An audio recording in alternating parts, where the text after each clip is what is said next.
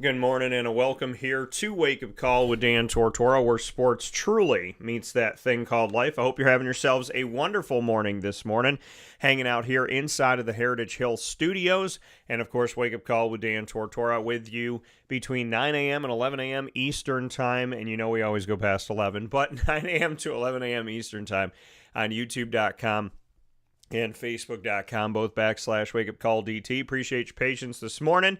And on wakeupcalldt.podbean.com, internet streaming radio worldwide. So, however you're connecting with the show, appreciate you so very much. And do want to send out my prayers to everybody out there that is dealing with any type of weather. My backyard is set up in such a way where the water runs away from my house, but then it kind of levels off at the end of my backyard. So that'll become a nice little pond at times. So I know that people have been dealing with some flooding, tornado watch and warnings and different things going on in the Northeast, which is insane. So, I'm praying for everyone everywhere, including the people of Vermont dealing with their flooding, the people of Texas who have dealt with tornadoes, and obviously the state of New York that has dealt with the weird weather yesterday, some rain in some places, no rain in other places. Happy that some didn't have to deal with it, but to those that did, as well as the tornado, because there were pictures of different parts of New York where it did find a way to touch down. So I just pray and I hope that from what I saw, that everyone is safe and sound, everybody that's okay, and everything I didn't see, I hope you're okay as well. So, this morning, and as you know on Wake Up Call, our tagline is where sports meets life. And we talk about sports, but life in the more important scheme of things to everybody that's going through a tough time right now.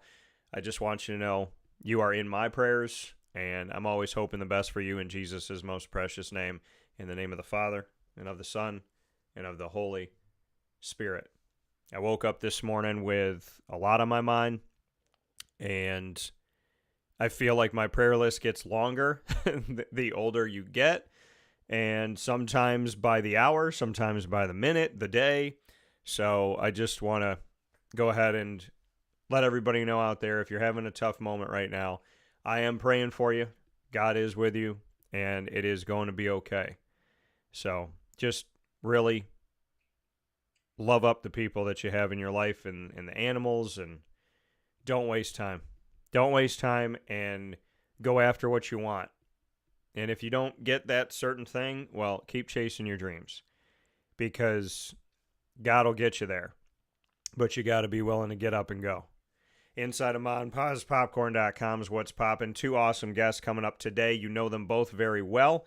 Dave Pasiak, hour number one, speaking on the U.S. Olympic team. Finally had an exhibition. They're out here playing these exhibitions of exhibitions, whatever you want to call those, practices. I have no idea, but they're out here just taking teams down without any type of concern whatsoever. I think they won one of their games by 60 at least. Now they played in an exhibition in the United States, getting ready for the Paris Olympics.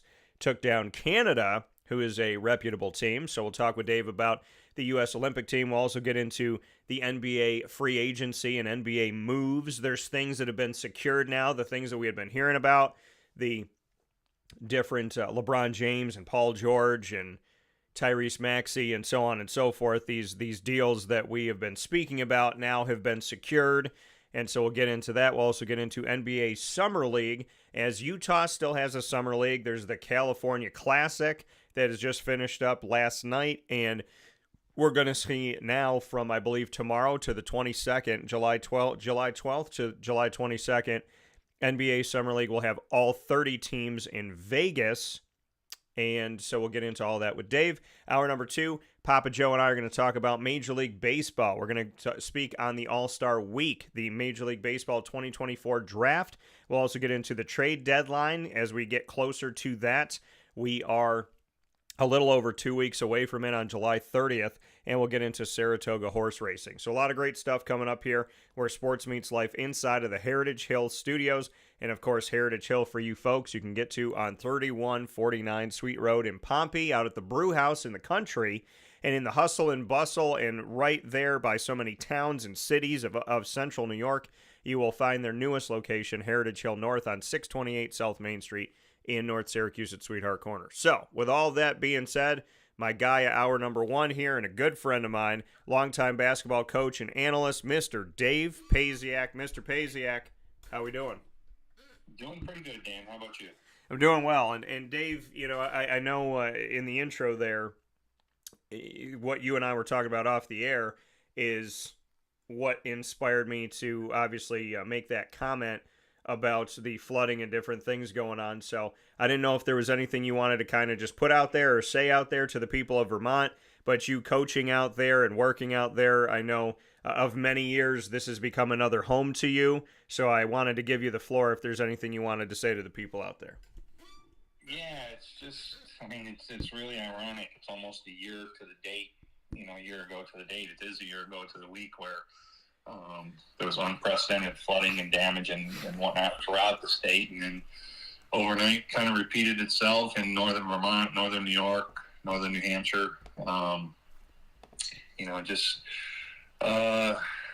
When Mother Nature lets loose, there's really not a lot you can do other than, pray to get through it. And, so hopefully, as the floodwaters recede a little bit today, hopefully there won't be any loss of life and property damage will be kept to a minimum. So just thinking about everybody and keeping them in our prayers. So, yeah, and I can definitely appreciate that and second that we're keeping everyone in our prayers this morning. Anywhere that you are, whatever is going on, we are absolutely positively hoping that you are okay and that you will be okay and that the house you go back to or the apartment that you go back to is going to be in good shape, that you'll be in good shape, that your stuff will be in good shape, and more than anything else, that you realize that life is more than material things, although I hope all those are well, that your life itself is precious and the life of those that you love. So just make sure you keep the main thing, focusing on being positive and focusing on the fact that you woke up this morning and everything else will fall into place. I believe that with God, and I pray and I hope that with all of you. So with that being said, Dave, and I appreciate you this morning as always, spending some time here with us.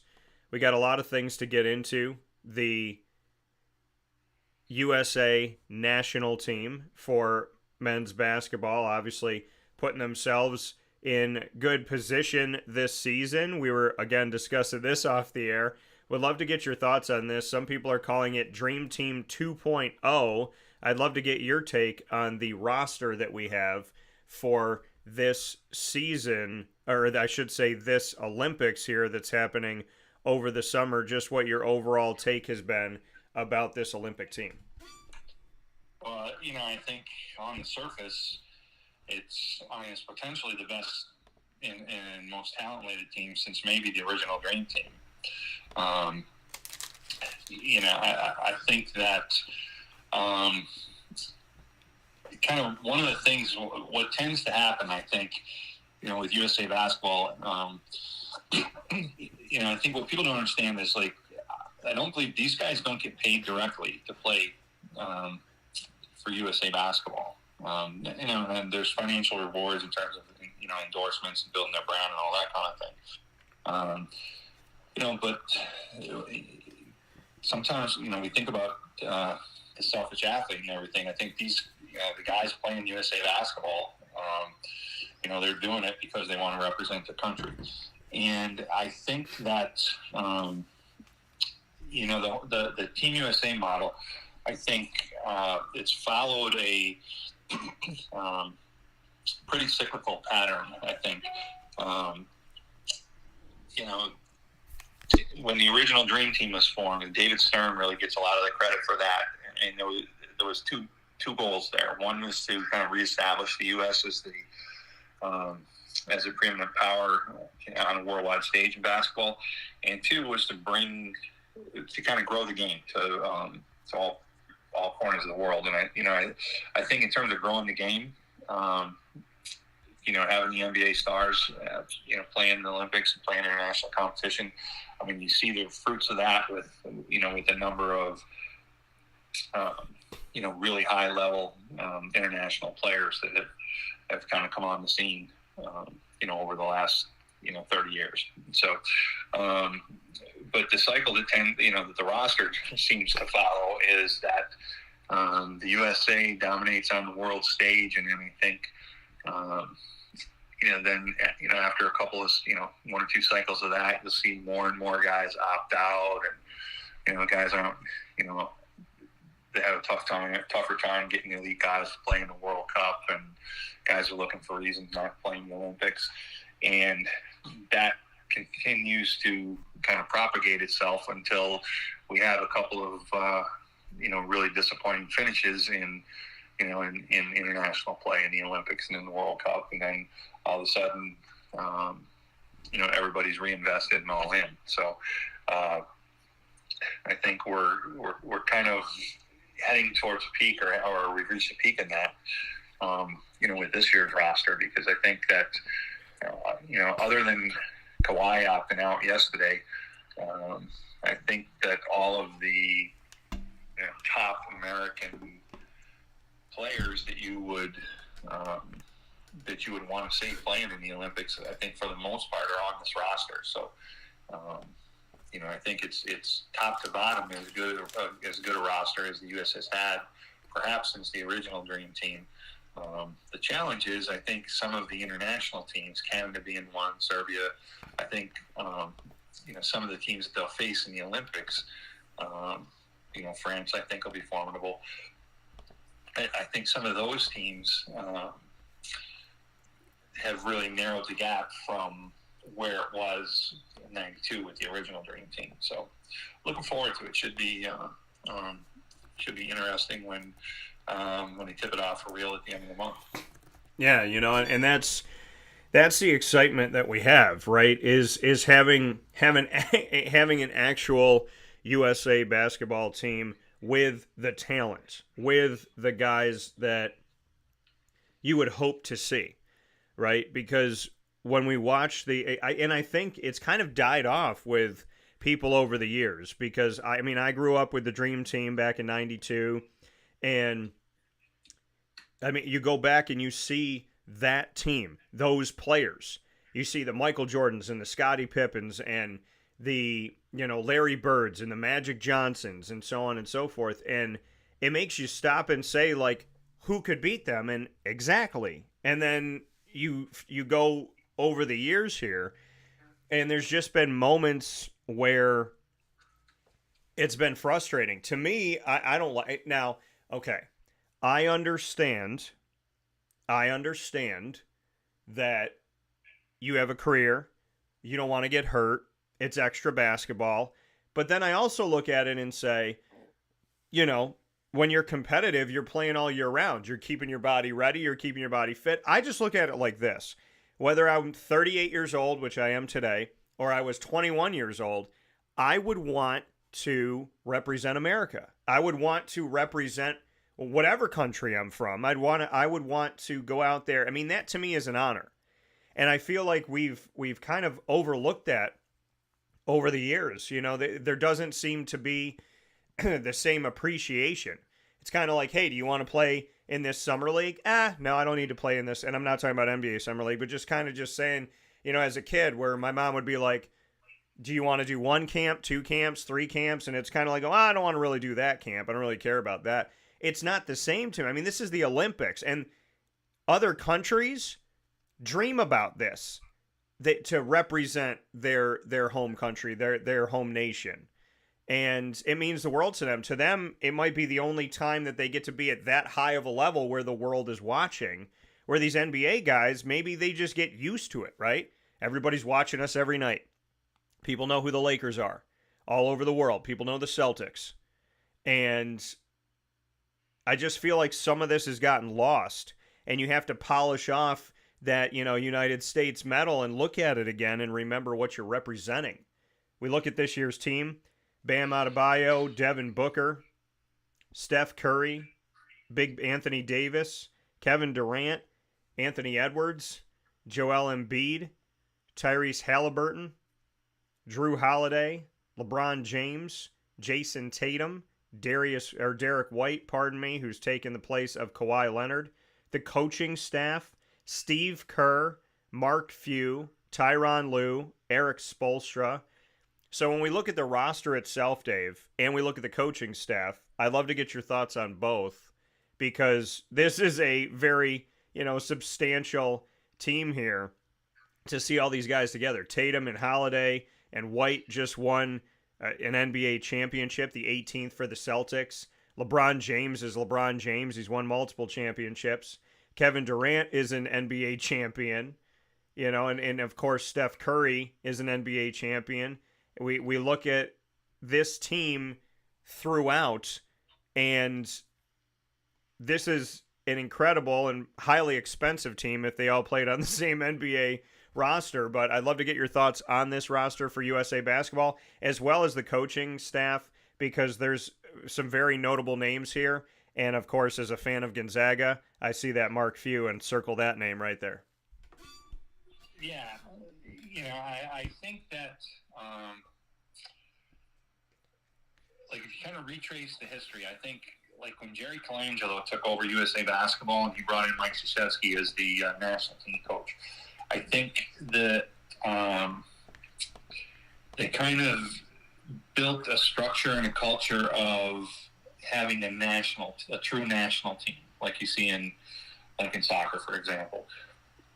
So, I think that, prior to that, the Olympic team and World Cup teams and everything, would tend to be thrown together all-star teams.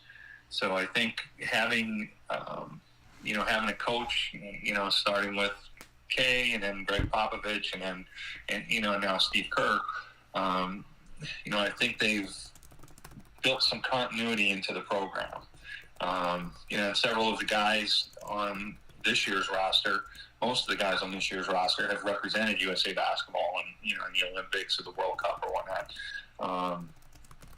in the past. So, I think the one interesting thing about, it's gotten a little bit of media play with Kawhi opting out. They selected Derek White as a replacement, which, from a fit standpoint, makes perfect sense. But the kind of the obvious thing is you bypass Jaylen Brown for Derek White. So, I would say Jaylen Brown to me is the one guy out there that, you would say, maybe belongs in this mix of guys. But I understand why they opted for Derek White purely from a fill in the gaps and fit standpoint with this roster. So, the Joel Embiid thing is interesting. France was really lobbying hard. I mean, Joel's got multiple dual citizenship and whatnot, and France was lobbying hard for Embiid to to play there, and they fast tracked his citizenship and whatnot. He ultimately decided to play with Team USA.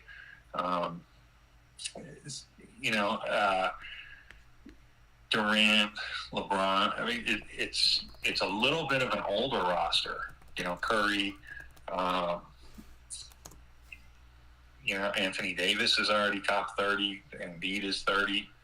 So there's a bunch of guys who Drew Holiday's another guy that probably is in the back half of his career. So it is an older roster, but I think they've sprinkled in enough of the younger talent to to continue to provide some continuity. And I mean, Anthony Edwards, he is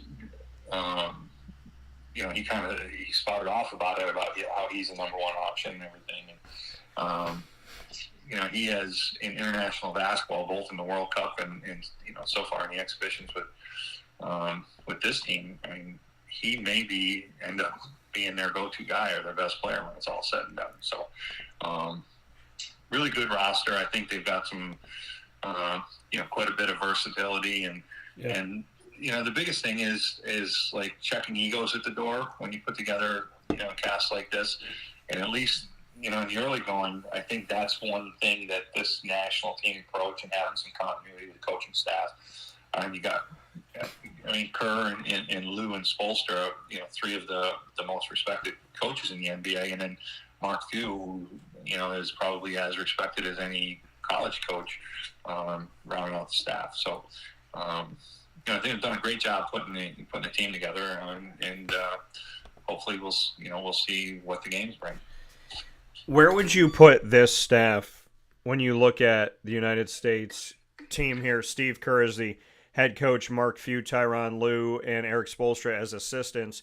Where would you put them in the side-by-side with Coach K and Jim Boeheim with that staff? Well, I think that it's a different type of staff in this sense. Okay, when Coach K was the national team coach, he's the unquestioned head coach, and he had Boeheim and other NBA and college coaches on his staff at one time or another. I think this staff probably has more NBA connection, and Kerr, who I think is a really good manager of personnel, I think is a really good fit for this type of roster. And then I think Lou and Spoelstra, Spoelstra especially, I think it's a lot of credit as a tactical coach. And I think having Few on the staff, I think fills in some of the gaps because, his expertise maybe in some areas, particularly you see more zone and those kind of things, international play, more classic zone versus the zone you see in the NBA because of illegal defense is really not the same characteristic. So I think they've got a good staff. My suspicion is Kerr probably leans on his assistants for some of those things, maybe a little bit more than Coach K did. Yeah. But that said, Boeheim was part of the staff specifically because of his expertise in the zone and going into international play. So, so I think that's really what you're trying to do anytime you put a coaching staff together, but especially something like the Olympics. I think you're trying to make sure that you have no gaps on your staff and you have kind of all the bases covered. Yeah, so I think, and that's a really good point, right? When you're playing the world, you want to have a staff that is well versed, in Jim Boeheim being so well versed when it came to the 2-3 zone and the nuances of it was important and vital to have on the staff, because you don't want to have a bunch of the cookie cutter coaches. You want to have coaches that can understand different things and do different things. And I think, to me, it's interesting. And it's interesting to see Steve Kerr. I mean, here's a guy who won multiple NBA championships with the Chicago Bulls and Michael Jordan. And I just remember him, with those corner threes. And Steve Kerr becomes a head coach. And like other guys that played in the NBA, they go, okay, well, that name's familiar, but what's he going to do? Is he going to be a good head coach? Is this kind of test going to work? And then he becomes a champion as a head coach. And then you go, okay, and now he is going to have the opportunity to lead America in the Olympics. I mean, Steve Kerr, let's stick with him for a second. Steve Kerr has absolutely had himself a career, Dave. And when you go back and you look at that, and people don't want to give respect to the quote unquote role players, Steve Kerr was a big part, and I believe that Michael Jordan at one point, I think in one of the games, he said if he didn't hit that corner three, because they were talking to him about, Jordan, whatever, you did this and that, and he was talking about his teammates. So, well, if, Luke Longley didn't do this, and Steve Kerr didn't do that, and so when you look at his playing career, and you look at the fact that he's on a Chicago Bulls team where he's overshadowed by Jordan, the world was overshadowed by Jordan, and Scottie Pippen and whatnot, Dennis Rodman when he came onto the team.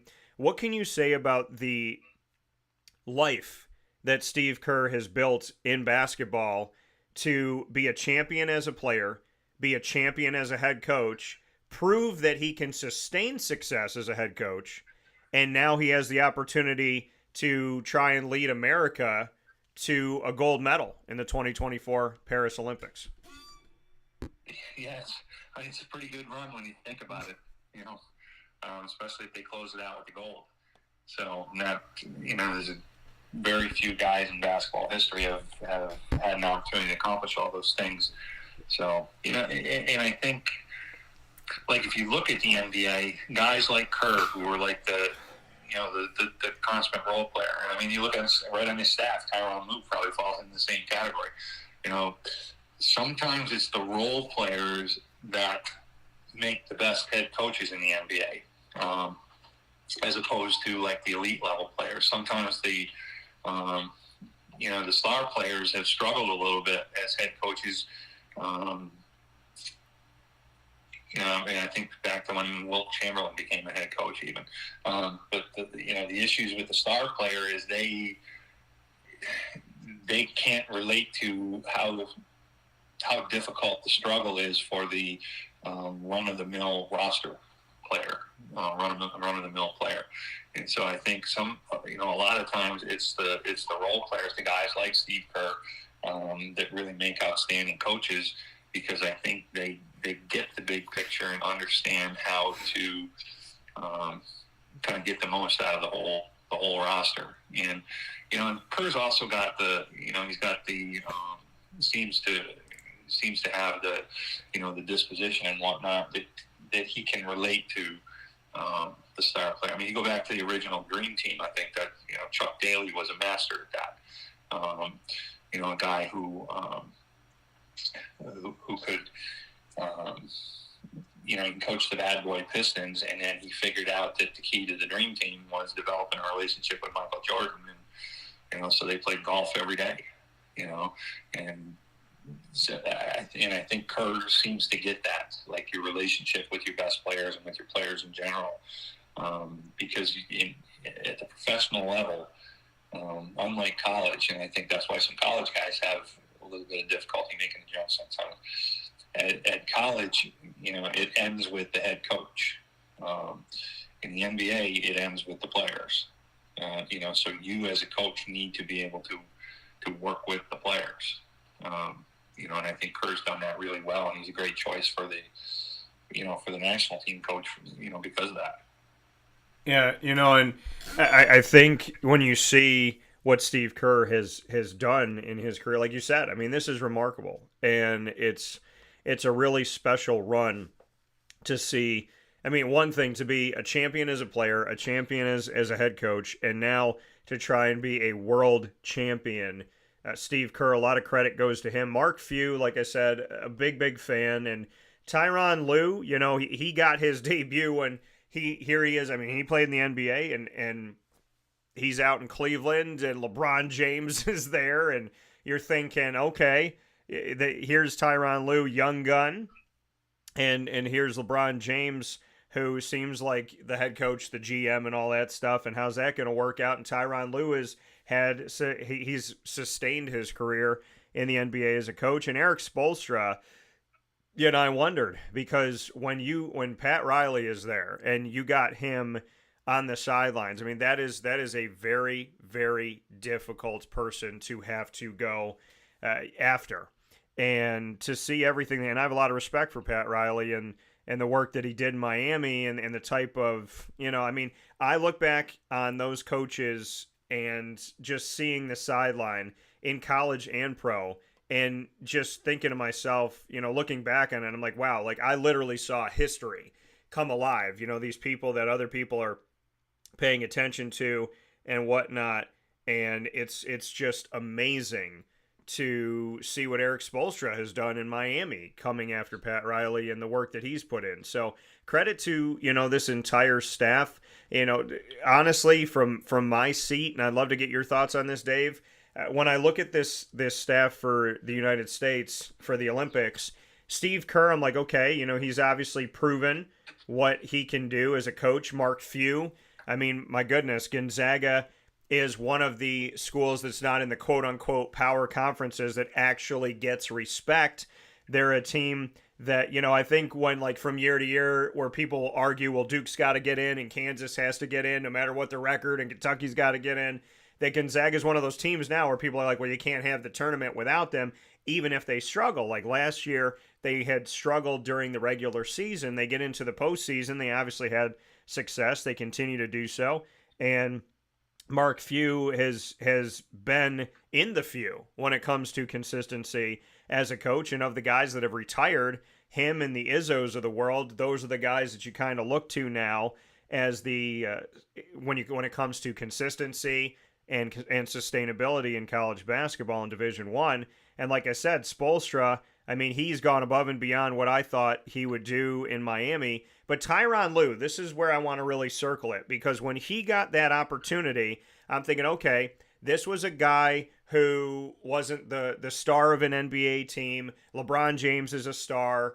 And when they link up, I'm thinking in my head, is Tyronn Lue the coach so LeBron can kind of push him around and tell him what to do? Or is Tyronn Lue one of those guys that really just knows the game inside out and is a great coach? From the moment that he stepped on the scene as a head coach after playing to what he is today, Dave, I'd love to get your thoughts on Tyronn Lue, because of these four guys, Lue is one of those guys that I kind of did a little head scratcher when he became the leader of a LeBron James team.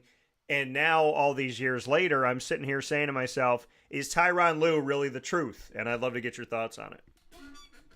Well, if you remember, like, the circumstances he took over, Cleveland, Cleveland had hired David Blatt, who was a really highly accomplished international coach. And, when they hired David Blatt, they hired him on the premise that they were going to be a rebuilding team, rebuilding the roster, and thought he was a guy that could kind of develop a young team. Then all of a sudden, the calculus changed completely when they were able to bring LeBron James back. So, we talked a little bit ago about how important it is to have relationship with your players, especially your star player. And so Blatt came in, and he, Blatt, rightly so, viewed himself as being a world-class coach because of what he's accomplished internationally and overseas. And like to LeBron and to the NBA guys in general, that means nothing, right? He had no credibility built up in the NBA. So team was very good, but there was constant tension. They got to the finals, and then halfway through the year, they got the best record in the league, and they fired David Blatt. So Lue takes over in those circumstances. So it's it's difficult to come in mid-year. He basically inherits a team that had the best record in the league at the time. And so if things go the wrong way, there's only one place the finger's going to point, and that's at Lue. Yeah. And he was able to, I think, earn because of his tenure as an assistant and as a player in the NBA, I think he had a certain amount of credibility in the locker room. And I think the thing that, that maybe gets overlooked with him, he did, in my opinion, one of the great coaching jobs in NBA or sports history by keeping his team together down 3-1 in the NBA Finals. So they're a team that had gotten beat in the finals the year before. There's pressure on LeBron and pressure on the Cavaliers to win it, but at the same time, you're looking at Golden State at the height of their run, and Golden State best record in the league and everything, and Cleveland you're down 3-1. That team could have very easily packed it up, lost 4-1, and we're on to next year. And Lou was able to keep them together and kind of keep the boat in the water, which I think is really, really difficult under those circumstances. And I think he should get as much credit as anybody for for the way that series turned out. And since then, I think he's proven to be a credible and accomplished NBA head coach. And I think he's got enough credibility built up now that he'll have a head coaching job for as long as he wants to have one. Yeah, and the thing is, again, looking at this and some of these names that people may not have thought, right? Steve Kerr and Tyronn Lue, but they're putting in the work, and now they have the opportunity to show what they can do as a coaching staff. And like I said, of all these guys, I think it would surprise people if we said 10 years ago, 20 years ago, Steve Kerr, Tyronn Lue, Spoelstra, Mark Few, this is going to be your U.S. Olympic coaching staff. And credit to these guys for doing what they've done to be a part of this. Dave, before we take a step aside, I want to get into the Canada national team, because beating Canada in an exhibition is no small task. And the Canadian roster is as follows.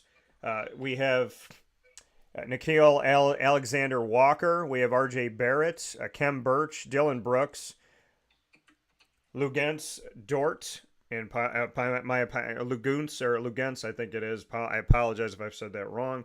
Melvin Ajim, Shai Gilgeous-Alexander, Trey Lyles, Jamal Murray, Andrew Nemhard, Kelly Olynyk, and Dwight Powell.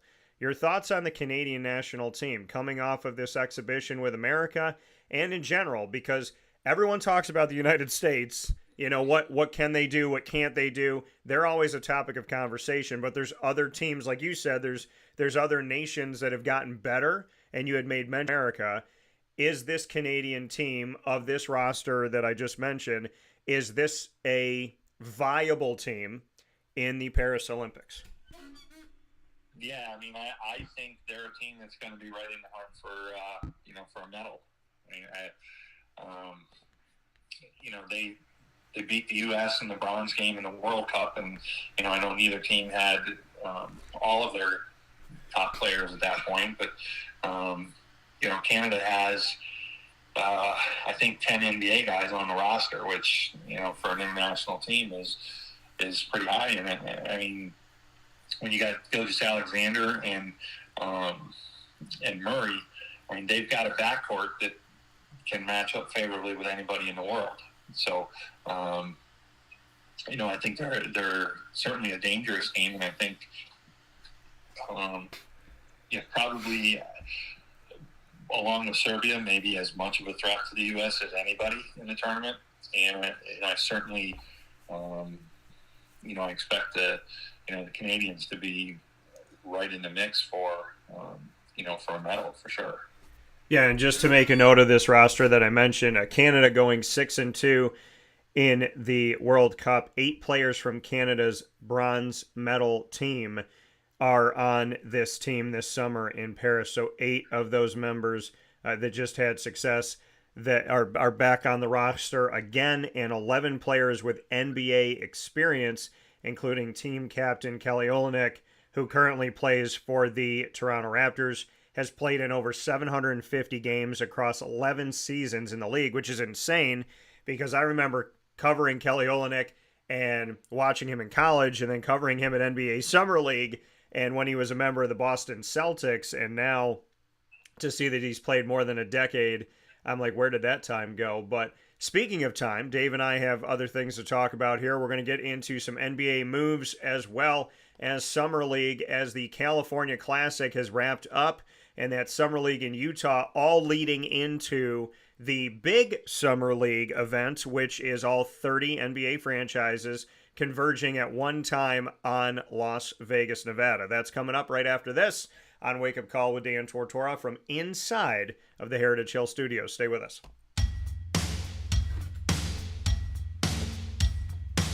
Central New Yorkers, you can now enjoy the taste of Heritage Hill award-winning craft beers, seltzers, and a full bar at 3 locations. Spend your weekends at their beautiful location in Pompey with its amazing views, sunsets, family, and pet-friendly facilities, as well as extensive private event areas. Get their taps, tonics, and tastes in their brand new North Syracuse location at Sweetheart Corner in North Syracuse, New York.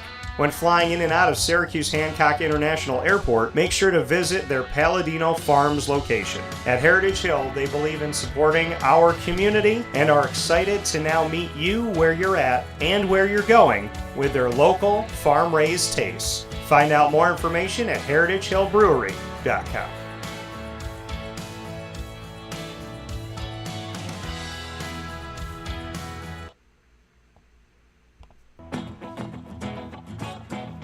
This is Amy from Mother's Cupboard, home of the whole frittata. We are open daily 6 a.m. to 1:30 p.m. For takeout orders, call 315-432-0942 and tune in to Wake Up Call with Dan Tortora for our monthly food challenge and try our Wake Up Call signature menu item available 7 days a week. Here at Mother's Cupboard, we are Central New York, and it's our honor to serve you.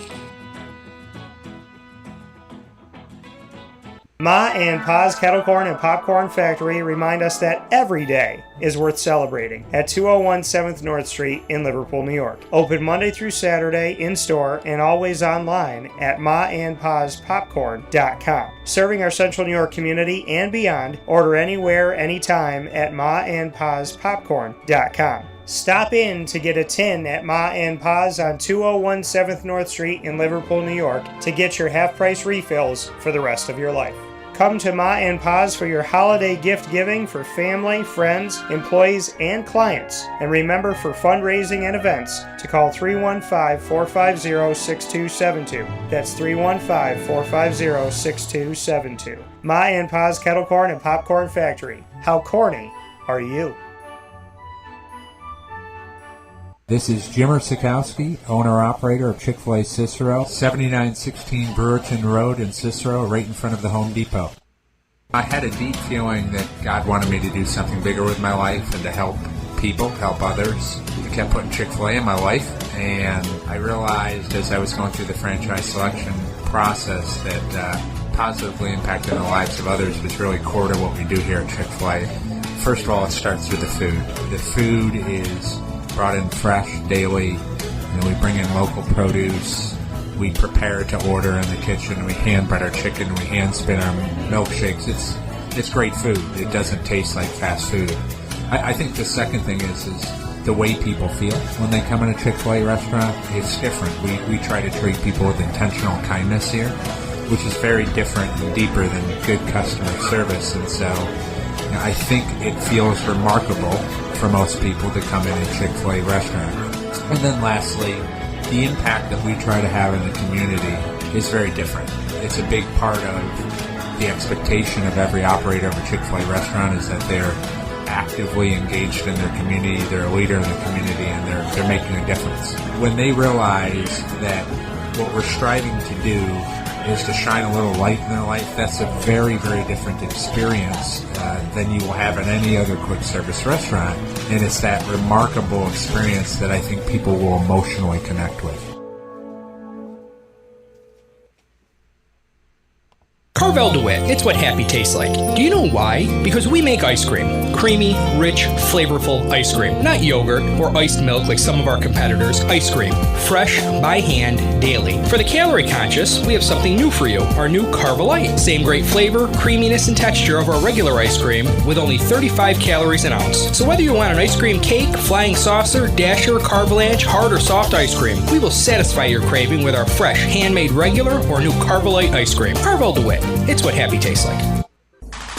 The Wildcat Sports Pub in Camillus, New York is located on 3680 Milton Avenue in the Home Depot Plaza. It is your family-friendly sports bar and restaurant. Folks, some sports bars aren't family friendly. Some family friendly restaurants are not sports bars. The Wildcat Sports Pub in Camillus, New York is proud to be both. It is that marriage that you've been looking for years. The Wildcat Sports Pub is your home base for your sports bar and restaurant needs, games for the kids, indoor and outdoor activities, and enough things on the menu to come back every single week and get to try something new. They're open Sundays from noon to 8 p.m., Monday through Wednesday, 11 a.m. to 11 p.m., and Thursday through Saturday from 11 a.m. to midnight. For reservations and party information, call 315-487-2222 for the Wildcat family-friendly sports pub and restaurant.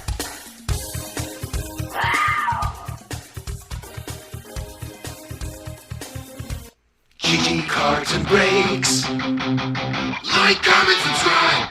GG Cards and Breaks, coming to you on 639 Delmar Place in Syracuse, New York, is my sports card shop of choice, and it should be yours as well for Yu-Gi-Oh! And Disney Lorcana, Pokemon and Magic the Gathering. They have everything while supplies last, right there for you. All the supplies that you need and all of the awesome cards, from graded cards, singles, packs, boxes, so many things to choose from, and they're the only sports card shop that I know has every MLB, every NBA, and every NFL team. They literally go through their lot of cards, take cards, and put them by team in boxes for you to go through. And I just got a ton of Scotty Barnes from the Toronto Raptors box, and I literally got a bunch of his rookies at a great price, went home, he signed his extension the next day. So that's when you say that was a good investment right there.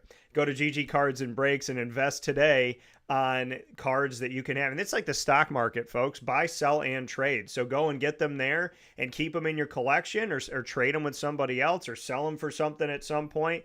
You never know what you're going to find at GG Cards and Breaks, and that's why you got to get in there every week, Tuesday through Saturday from 10 a.m. to 6 p.m., Sundays from 10 to 5, and you will see GG Cards and Breaks on the road tonight as we take trade night over to the Wildcat. So on your screen, you're seeing those two logos next to each other, and that is just perfection, as these two will be together tonight in partnership with Wake Up Call with Dan Tortora. We bring you GG Cards and Breaks trade night at the Wildcat. Great food, great drinks. Obviously, drink only if you're of age and drink responsibly. Great food, great drinks, great people, great community of sports card collectors.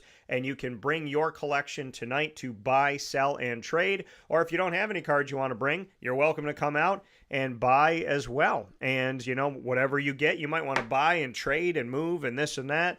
The wheeling and dealing happens tonight with a wonderful community, 6:30 to 9:30 p.m. tonight, July 11th. We look forward to seeing you out there. With that being said, here on Wake Up Call with Dan Tortora, Mr. Pasiak and I have a lot of things to get into. See, Dave, I got to say this. I know I know like from year to year, there's this hiatus time where, and it's never a purposeful thing, where we may not talk for a little while. And then we hit the NBA playoffs, we hit the NBA finals, we hit the NBA draft, then NBA free agency, in this case, the Olympics. And now you're just on every single week. And in all honesty, Dave, there has been multiple weeks where I'm like, okay, I had Dave on Tuesday. I think I should have him back on Thursday. So I know there might be a little time in between, but you're my go-to guy for the NBA. And I got to tell you, I really appreciate the work that you do, the wisdom and knowledge you've gained over the years, the research, and the conversation, because like I was telling you off the air, here's a bunch of things that we're going to talk about today, but we've gone just on the Olympics and had this multi-layered conversation, and I feel very spoiled to have you. So whenever you're like, oh man, I haven't been on the show in a few months, just know I'm always calling you, always not too far from my mind, and I can't thank you enough for the conversation that we get to have here. If this wasn't my show, I would listen to what you had to say about all these topics if I was listening to like Sirius XM, and I just really do, I value the time is what I'm trying to say. Yeah, now we just got to get the Sirius XM contract, right? That's right. You know, there's nothing wrong, as long as they listen, Dan Tortora Broadcast Media, I have the rights to all my stuff. So Sirius, if you want to hang out, we can hang out. Just know where the paycheck goes. It goes to Dan Tortora Broadcast Media, and then we take care of Mr. Pasiak from there as well. So, and I owe you some lunch for this expertise, and hopefully we'll get to do that in a couple weeks. NBA free agency, NBA moves. A lot of things have been secured that you and I talked about. They're officially official now, so to speak. So as far as the things that are done deals, we don't have to go back to them. But if there's any other transactions that have happened here recently that you feel are worth having the conversation over, I had made mention of, we know what's happening with Paul George. We know that LeBron's staying. No surprise there. We know that a bunch of these moves that have been kind of put in a position to be done are now done, and these teams are showing themselves as we step forward here for 2024-25 and what it's going to look like. Has there anything in your mind that's happened recently that you want to get into? I know some guys have signed two-way contracts, 76ers. I know we had made mention of that. James Harden's been re-signed by the Clippers. So that's another one there. The Clippers got Derrick Jones Jr., Batum is there, James Harden is there. We know that Paul George is coming across the country to your Philadelphia 76ers, as we've spoken about. But is there anything that's happened here in the last week or so that you really wanted to key in on? I'll tell you the one that really is an intriguing one to me. Last time we talked, he was kind of still on the market. I'm not even sure if he mentioned this team as a destination, but like DeRozan to Sacramento, is kind of a fascinating move. The Kings were at times historically good offensive team, but I also think that, and they were a team that was, they were a play-in team in a game or two from being like a legit playoff team.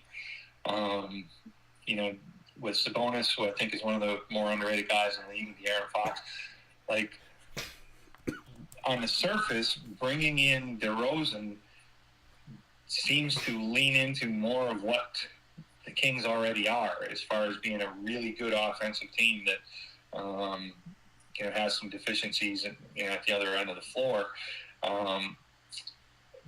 But I think that, when you dig a little bit deeper, I think he's a guy that can play within their, within their system. That's, it's a pretty big player movement, ball movement.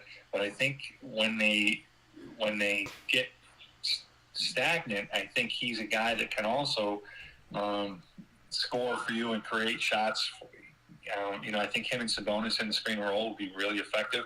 And I think he's a guy that can get them some offense on his own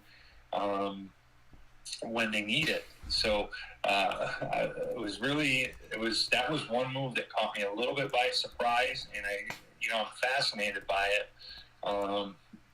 by the dimension that he brings to the Kings, a team that's kind of on the rise and is already a really good offensive team. I think added another dimension. So that's. Since we last talked, I think that's the move that really stood out to me. Yeah, and it's interesting that you brought that up because it stood out to me too when I saw it happen. And obviously, I keep tabs on DeRozan as a Raptors fan from day zero, so I pay attention to that. The DeRozan move is not the only move that the Kings made. They actually made a move with the Raptors. Jalen McDaniels coming over to the Sacramento Kings and going to the Raptors, Davion Mitchell, Sasha Vezenkov, as well as the 45th overall pick in this year's draft. And that 45th pick in the 2024 NFL draft, just to make note of this, because it's one of the guys that I actually covered in college from the Houston Cougars, is that is Jamal Shed from Houston. So happy to see him in Toronto and would love to see his success. He's one of those guys that I feel like I'm going to circle and just remember my prediction that he can make it in the NBA, that he could find himself on the roster.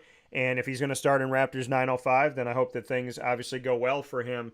But when I look at the Kings roster for 2024-25, first and foremost, I did a box break last night of Bowman U basketball 2021-22, and I pulled the Bowman first of Keon Ellis and I believe Keegan Murray. They're both on the team, mind you. So if those Kings fans out there are looking for those rookie cards, and then Domantas Sabonis from Gonzaga, He's on this team. Jalen McDaniels, as I said, Trey Lyles, who I mentioned, is on the Canadian national team for the 2024 Paris Olympics. And then De'Aaron Fox and now DeMar DeRozan. Does this team have enough, Dave? Because the Sacramento Kings have long been in the basement of the NBA. There was this whole thing in the last few years of like the team, are they looking to sell the team? And they're at like the bottom of the barrel of the NBA. They're not even sniffing the playoffs. Some people forget that they're even out there as a franchise because they had been such a non-factor. And I don't mean any disrespect to Sacramento when I say that. I'm just, stating reality. There's teams in the NBA you forget are there at times because they're just not competing for anything. Sacramento was one of those teams. There's 30 NBA franchises. They were by the bottom. The whole notion was like, is the team going to get sold? Who's going to buy the team? What's the direction of the team? What is this franchise even doing?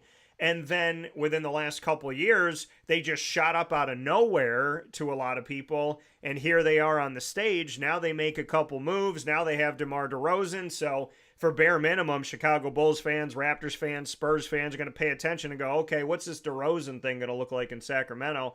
Do they have enough with Sabonis and some of these other guys here? You got DeRozan, you got Fox, you got Sabonis. Is there something brewing in Sacramento? I think there's something brewing, and I think they're definitely a team on the rise. In answer to your question, do they have enough? I don't think they have enough to reach the level of the top, the elite teams in the West. The Denvers and the OKC and Minnesota came out of nowhere. I don't think Sacramento's on that level. I think they're probably still another move or two. I think they have to become a little bit more balanced, become a little bit better team on the defensive end. But I think that said, picking up DeRozan certainly is a significant step in that direction. They're a team that I think will be firmly in the playoff mix this year. Like I said, they're probably still, a move or two away from being at the same tier as the elite level teams. Yeah. I don't think we put them on the elite level, but we can put them on watch here for sure. NBA Summer League, speaking about the Sacramento Kings and what's going on here for all of the franchises, they have the opportunity to show themselves, including the Kings. We have the first day of Las Vegas Summer League, which is following California and Utah's smaller scale summer leagues like Orlando used to have, albeit Orlando was actually bigger than the California Classic and the Utah one. But as we look at, and I still miss Orlando, and I would love to have it back, and talking to Dave off the air, I was like, I feel like I should tell some of these stories on the air because they're just really, the people that I've gotten to meet, the rooms that I've gotten to be in have been absolutely incredible. And the guys that I got to talk to and see at the beginning of their careers is just, I don't think you would believe it. When I'm sitting here telling Dave off the air, like I remember where I was. I remember where I was when I stood and interviewed Paul George when he was coming into the NBA. And, people are focusing on this guy and that guy. And I'm thinking, this Paul George guy, I kind of like him. And, James Harden was dribbling the ball off of his foot. And I'm like, how is this guy a top tier pick in the NBA draft? He was playing for the Thunder at the time. And I remember somebody telling me, they're like, hey, they say Jordan was in the building or Bird? Trying to remember what somebody said. They're like, oh no, I think they were like Larry Bird's there. And I'm like, no, he's not. And then I hear this voice because obviously Bird played for the Celtics and then he ended up with the Pacers staff. And so the Pacers were there in NBA Summer League and somebody was telling me like Larry Bird's there. I saw a post about it and I said, he's not there. And then literally dead silence. You just hear this voice and I turn and there's one guy by himself with a folding chair sitting behind a basket. And when guys are missing free throws, he's yelling out at them by himself. Nobody sitting near him. It was Larry Bird. and, interviewing Patrick Ewing about Pearl Washington after Pearl passed away, and Ewing still having like backhanded compliments to say about him, because even when a guy passes away and goes to heaven, the Syracuse-Georgetown rivalry never dies. So, I remember doing interviews with SU guys and having them kind of do funny things together. I remember interviewing a couple guys and having this comedic moment that happened, and a bunch of like other news channels came up and filmed it while it was happening. So while I'm doing this one-on-two interview, so to speak, they saw something, and as these guys were kind of creating this moment organically, a bunch of other people started filming it. It definitely, NBA Summer League, to me, it renders me speechless. And hence why I was kind of fumbling with those words in the moment, because there's so many things that I could tell you. And talking with Dave off the air, I was like, wow. Like, if I just wrote down the stories, if I went through the old rosters and I'm like, hey, Dave, I'm going to name these guys that I got to interview, the guys that I got to sit with, and I want you to look at the NBA over the last 10 years with these names. And one of the guys is coming to Orlando and going to be a Magic player, Kentavious Caldwell-Pope. Looking at what the Magic have done, another team like the Kings that I think are coming up, the Kings in the West and the Magic in the East, and Kentavious Caldwell-Pope for 2 years. I remember it was a game-winning shot, I think it was a three-pointer. He hits this big-time shot, and I remember standing in the gym going, if people don't say that he is the MVP, like he's the best player at this year's Summer League, then people aren't watching it correctly. I remember standing there, looking at him, watching him play, saying to myself, there's no way that anybody else is a better player at Summer League right now.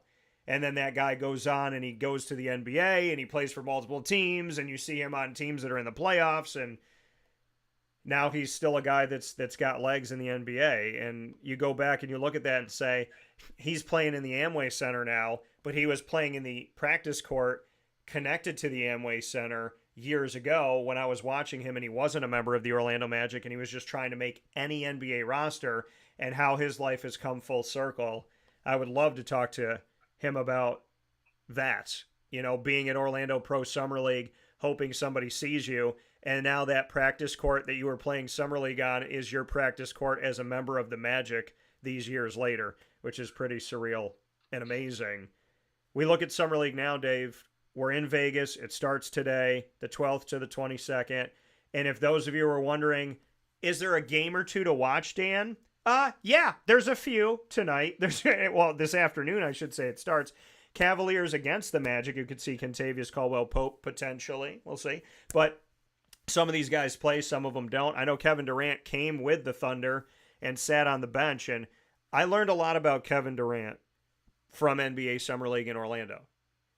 He came there, he watched the guys, he supported the guys, he cheered on the guys, and he was quiet. He was meek as a mouse, like not doing this and that, not making himself a spotlight, nothing with the media. He literally was just there to support the guys, flew in, then he leaves quiet as a mouse again and signs that massive extension with Oklahoma City at the time. And I'm thinking to myself, like, this guy came here to support a bunch of rookies and guys trying to make the team from all over the place, and he didn't make anything about him. And then he left and he signed a contract, which was totally about him, hours after he was just sitting in a gym with 30 people supporting guys that he didn't have to come and see. So that told me a lot about his leadership early on in his career. Cavaliers, Magic, Pelicans, Timberwolves, Kings, Grizzlies, Rockets, Lakers, Nets, Pacers, Hawks, Wizards, Nuggets, Clippers. All of these games going on tonight in the first day of NBA Summer League in Las Vegas, Nevada. They start at 4 p.m. Eastern Time, and they end past midnight. So you have basketball today for over 8 hours. You can watch it on NBA TV, ESPN+, ESPN2, and I believe these will all be on YouTube TV, which I'm already taping every Summer League game so that I can go back and do my research. Mr. Pasiak, your thoughts? I know I said a bunch of stuff about Summer League history and gave a bunch of information about what's coming up here, but any notes you want to make about Summer League? Yeah, I think the first thing is I think you got a great subject matter for your first book. So, yes, Tales from the Summer League. But, yeah. I think like the NBA has really kind of mastered the art of winning the off season, and I think Summer League is a big part of that. And with the way rookie contracts work in the NBA, there's no holdouts. So, the top draft picks, they're all signed, and they're going to make their their NBA pro debut in Summer League. And historically, the feature game the first day of Summer League is always between the top two picks, and that's the case tonight. With Riskar and Saar playing head to head, and the Hawks and Wizards play. So, I think Summer League is interesting in this sense. Like, everybody plays, I think, 5 games in Vegas. The teams that played in California and Utah got a couple more games on top of that. But, I think the first game or two that each team plays, it's really like the first chance that, for the NBA world and for the fan base to see those number one draft picks in a pro setting for the first time. So, I think that's interesting and fascinating. And then as you move on in summer leagues, like those guys, the top guys tend to only play a game or two. So I don't, it's unlikely to see like, the Riskars, the Saar, the Reed Shepherds, those guys. It's unlikely you'll see those guys beyond the first couple of games. But I think as you move along in summer league, then it's the guys that are, trying to get the training camp invite, the guys that are trying to, get on the floor to build a little film, so they can get brought to a training camp or signed by an overseas team. So I think as summer league progresses, the focus shifts from the elite level, rookies and second year guys and everything that are kind of being featured, and the NBA is using it to build their brand a little bit. And the focus shifts from them to the guys that are trying to scratch and claw and just get in the league any way they can. And I think it's really a fascinating dynamic, to watch unfold. Yeah, I'm super excited about this. And if I said tonight, my mistake, folks, Friday, July 12th to the 22nd. So if I said July 12th is today, which I think I might have, my mistake, that all starts tomorrow. So you have over 8 hours of basketball starting tomorrow.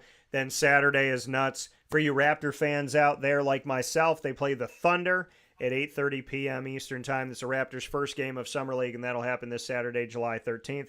By the way, the Toronto Raptors with 2 former Syracuse players on the roster, Joe Girard III, who is wearing my number 21, Quincy Guerrier, who will be wearing number 16, and my dude as well, Drew Timme, wearing number 12 on the team, coming from the Zags. I feel very, very excited about this because you and I both know, Dave, the sports world is so small, and there's really cool things that happen all the time.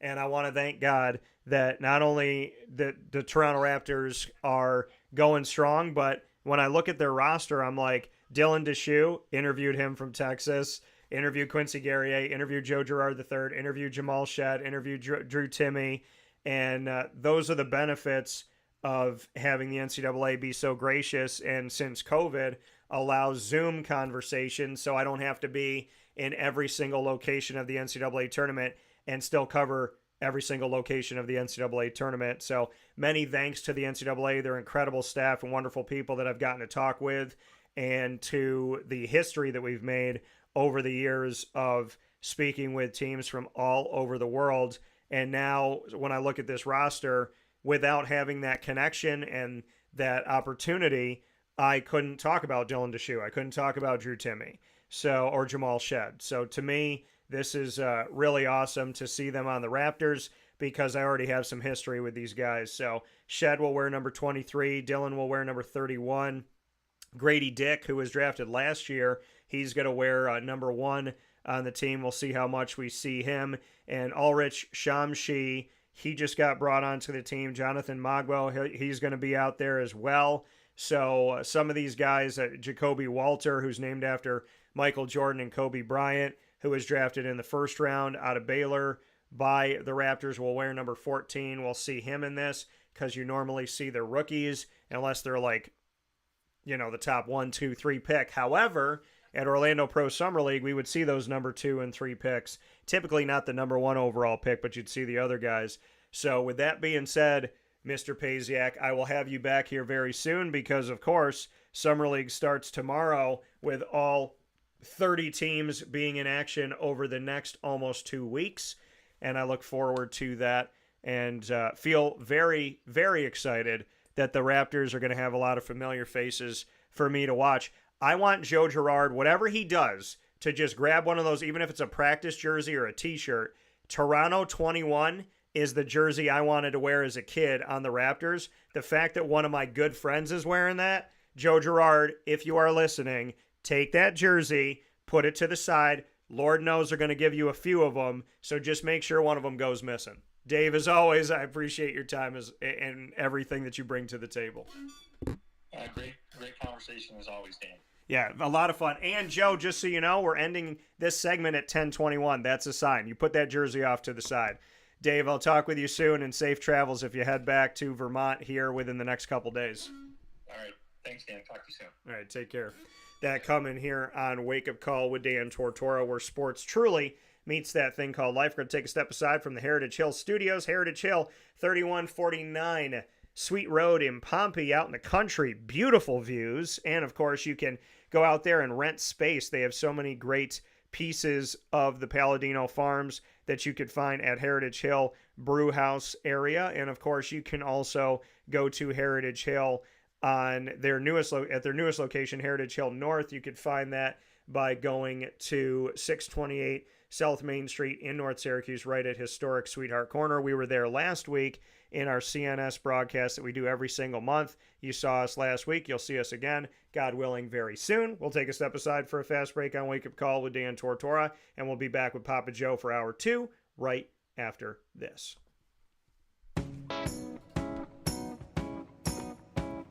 In these unique times, there are those in our community that give us a sense of normalcy and positivity. Pizza Man on 50 Oswego Street in Baldwinsville has been here for you for over 35 years and is here now. Call 315-638-1234 or order online at pizzamanbville.com to bring those familiar tastes into your home. And remember to come see our monthly on-site broadcasts centered around the community and our Baldwinsville Bees. Pizza Man in Baldwinsville. Any way you slice it, they are always here for you.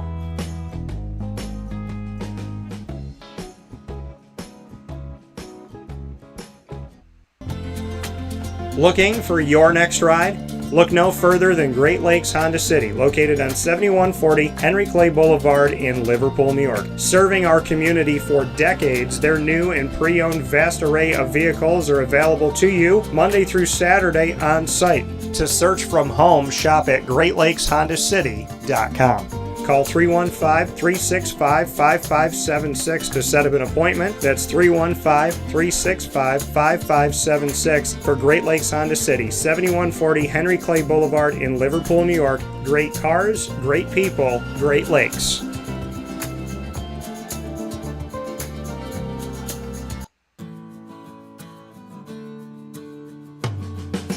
Our corporate purpose at Chick-fil-A is to glorify God by being faithful stewards of all that's entrusted to us and to positively influence all those who come in contact with Chick-fil-A. And what became increasingly clear from our success in Cicero is that people love Chick-fil-A. And also I think we recognized that we had a great opportunity to grow the brand and grow our platform. I felt incredibly grateful when I was selected to be a Chick-fil-A operator.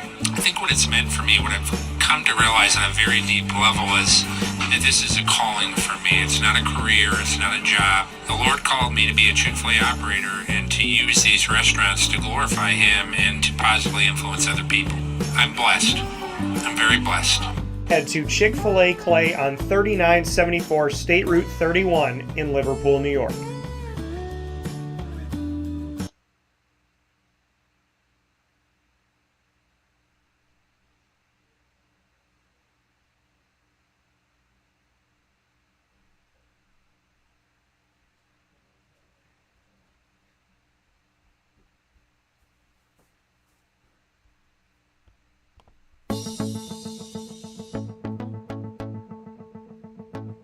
Avicoli's, located on the corner of Route 57 and Wetzel Road in Liverpool, New York, has been your trusted neighbor for decades. Located just steps from Liverpool High School, we're happy to have the Liverpool Warriors on-site, on-location broadcast at Avicoli's through Wake Up Call with Dan Tortora every single month, featuring student athletes, coaches, and administration throughout the year from Liverpool High School. Head out to Avicoli's today on the corner of Route 57 and Wetzel Road in Liverpool, New York, open Tuesday through Sunday for lunch, dinner, and drinks. We'd love to see you out there, and of course you can call them at 315-622-5100 for takeout, delivery, and catering. That's 315-622-5100, and also find them on myavicolis.com. That's myavicollis.com.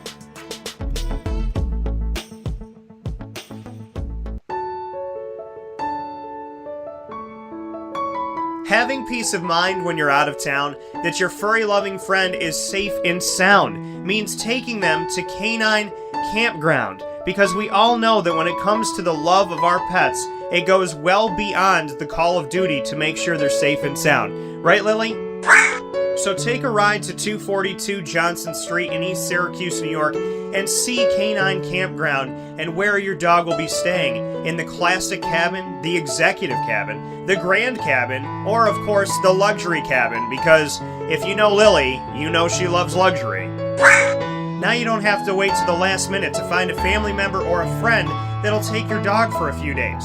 Call Canine Campground at 315-299-4013. That's 315-299-4013. Their drop-off and pickup times are Monday through Sunday. Check K9campground.com for more information. That's the letter K, the number 9, and campground spelled with a K.com. K9campground.com. When you're going out of town, bring your dog to Canine Campground.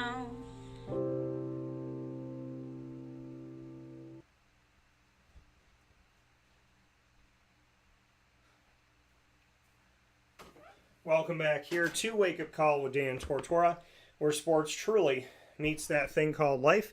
We appreciate you being here with us every Monday through Friday from 9 a.m. to 11 a.m. Eastern Time.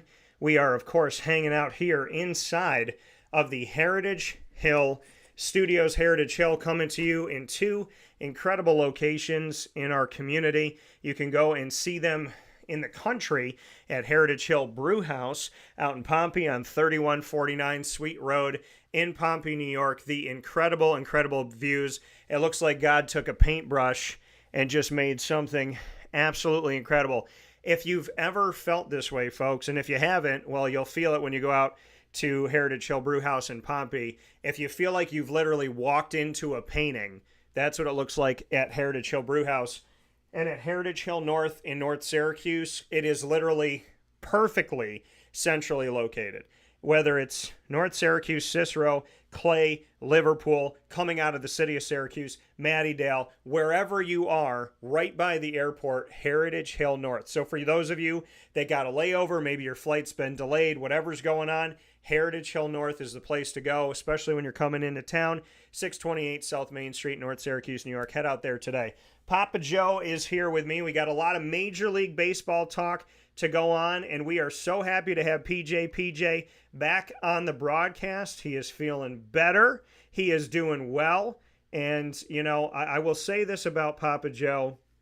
There is so much to be said about how adversity makes us the people that we are, and that you have to accept the challenges in life, because what's the alternative, right? If God gives you a challenge and you say no thank you, it doesn't make the challenge go away.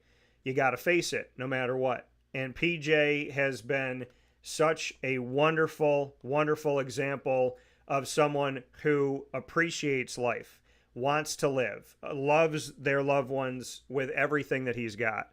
And he's a reminder to me every single day that no matter what is in front of you, it is no match for what is inside of you and the God that loves you. So I want to thank Papa Joe for being the fighter that he is, because those of us that love him so very much, and we appreciate him being here every single day. And I just want you to know, PJ, that from me, Mary, as well as Joey, Boom Boom, and little Marissa that's right there probably with you here this morning, and of course my mom, my dad, and people that have met you throughout time.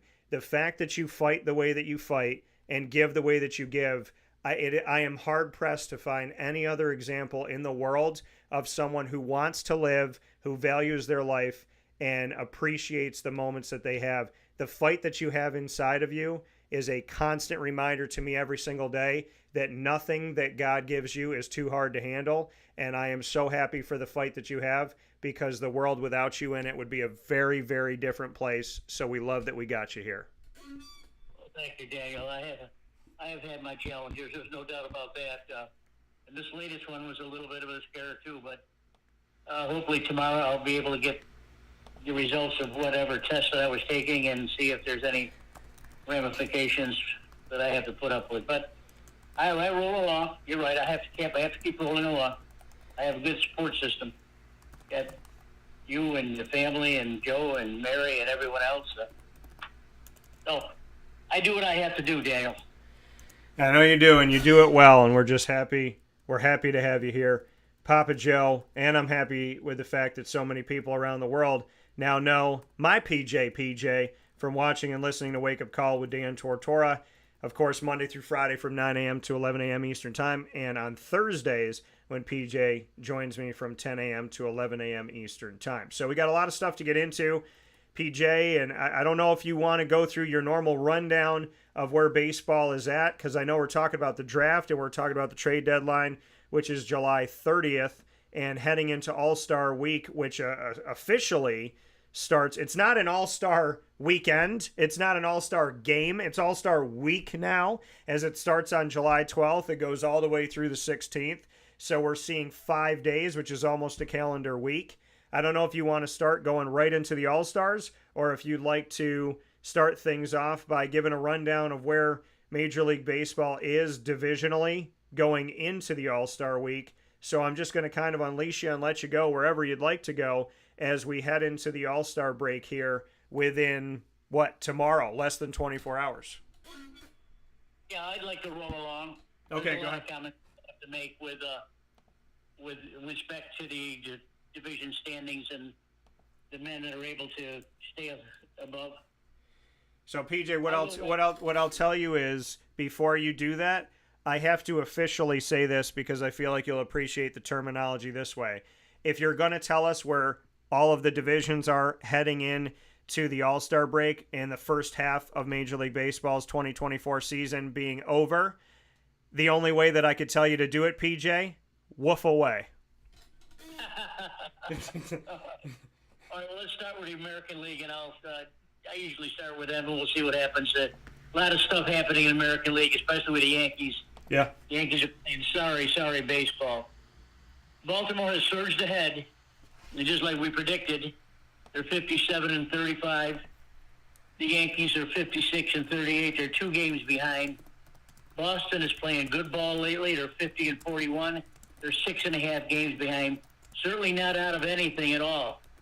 Boston gained on the 2 above them by having a 7-3 10-game record last week, and they're just playing good ball.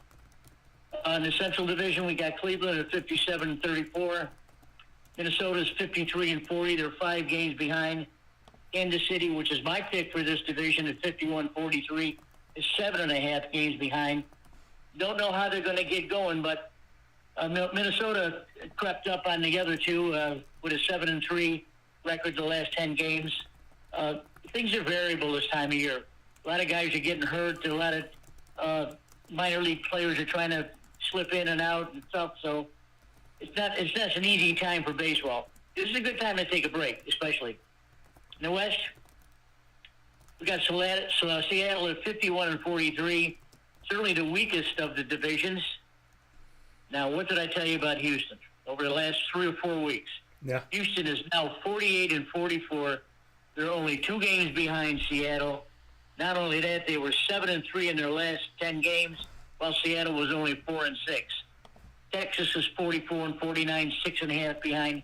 They're not out of it either. So a lot of the teams will probably be pointing toward the wild card, but these divisions aren't shut it all. These divisions are ready to go still. Let me go through some men's averages here, and then I'll get into the National League. We got Stephen Kwan in Cleveland. He's hitting 361. Remember, Kwan which started out really good this year. He got hurt, and then he didn't have enough at-bats to qualify. Now he does. He's hitting 361. Don't know if everyone's going to get him, but he's a hell of a hitter. Bobby Witt, one of my favorite players from Kansas City, is hitting 325. Aaron Judge is hitting 307. Judge is hit 32 home runs. Gunnar Henderson, you're going to see in the All-Star Derby, the Home Run Derby, got 27. RBIs, Judge has 83 RBIs. Remarkable. Jose Ramirez, one of my favorite players from Cleveland, got 77. Seth Lugo, Kansas City, he's got 11 wins. He still keeps going forward. He's got a 2.21 ERA. Corbin Burns from Baltimore is 2.43. Emmanuel Class of Cleveland has 28 saves. He's far and away better than anyone else. I do have to tell you that Baltimore is leading the American League in hitting at 255. Can't beat that. Their ERA is 3.62. Both are within the top three. The Yankees are sorry. They're hitting 247, 3.58 ERA. Not bad, but not enough to keep up with Baltimore. Cleveland's got 3.72 ERA. Seattle, 3.50 ERA. And listen to this. Seattle's only hitting, as a team, 217. That's almost at the Mendoza line. How can a team hit so poor? Houston, hitting 264, leading the league. San Diego's hitting, let me see. Okay. Let me go to the National League. Philadelphia, 60-32. Atlanta, 51-40, or 8.5 games behind. The New York Mets are rallying a little bit at a time, 46-45. They're 13.5 out. They're not going to have enough time to get the top 1 or 2. But they were 6-4 in the last 10 games, as was Philly. Yeah. So Philly looks like they're still stretching away and playing good ball, good pitching, good hitting. Milwaukee 54-39 in the Central Division. St. Louis at 48-44, 5.5 games out. Chicago, Pittsburgh, and Cincinnati are 9.5 out. They're not out of it either. Not all of these teams are eligible to play in the postseason. Even though I think Milwaukee probably got enough to hang in there for the division title, but the rest of the teams are going to be fighting for a wild card. In the West, we got LA at 55-38. San Diego's 49-47, 7.5 games back. Arizona 46-47, 9 games back. The only good thing I can say about this division right now is that Arizona in the last 10 games was 6-4, while LA was 4-6. There's a 2-game jump right there. Yeah. So you got to give Arizona some credit. They're still not hitting very well. Corbin Carroll is not hitting at all. He's still leading off, which I told you my solution for that, but maybe they'll figure it out over there. Average-wise, we got Christian Yelich is hitting 335.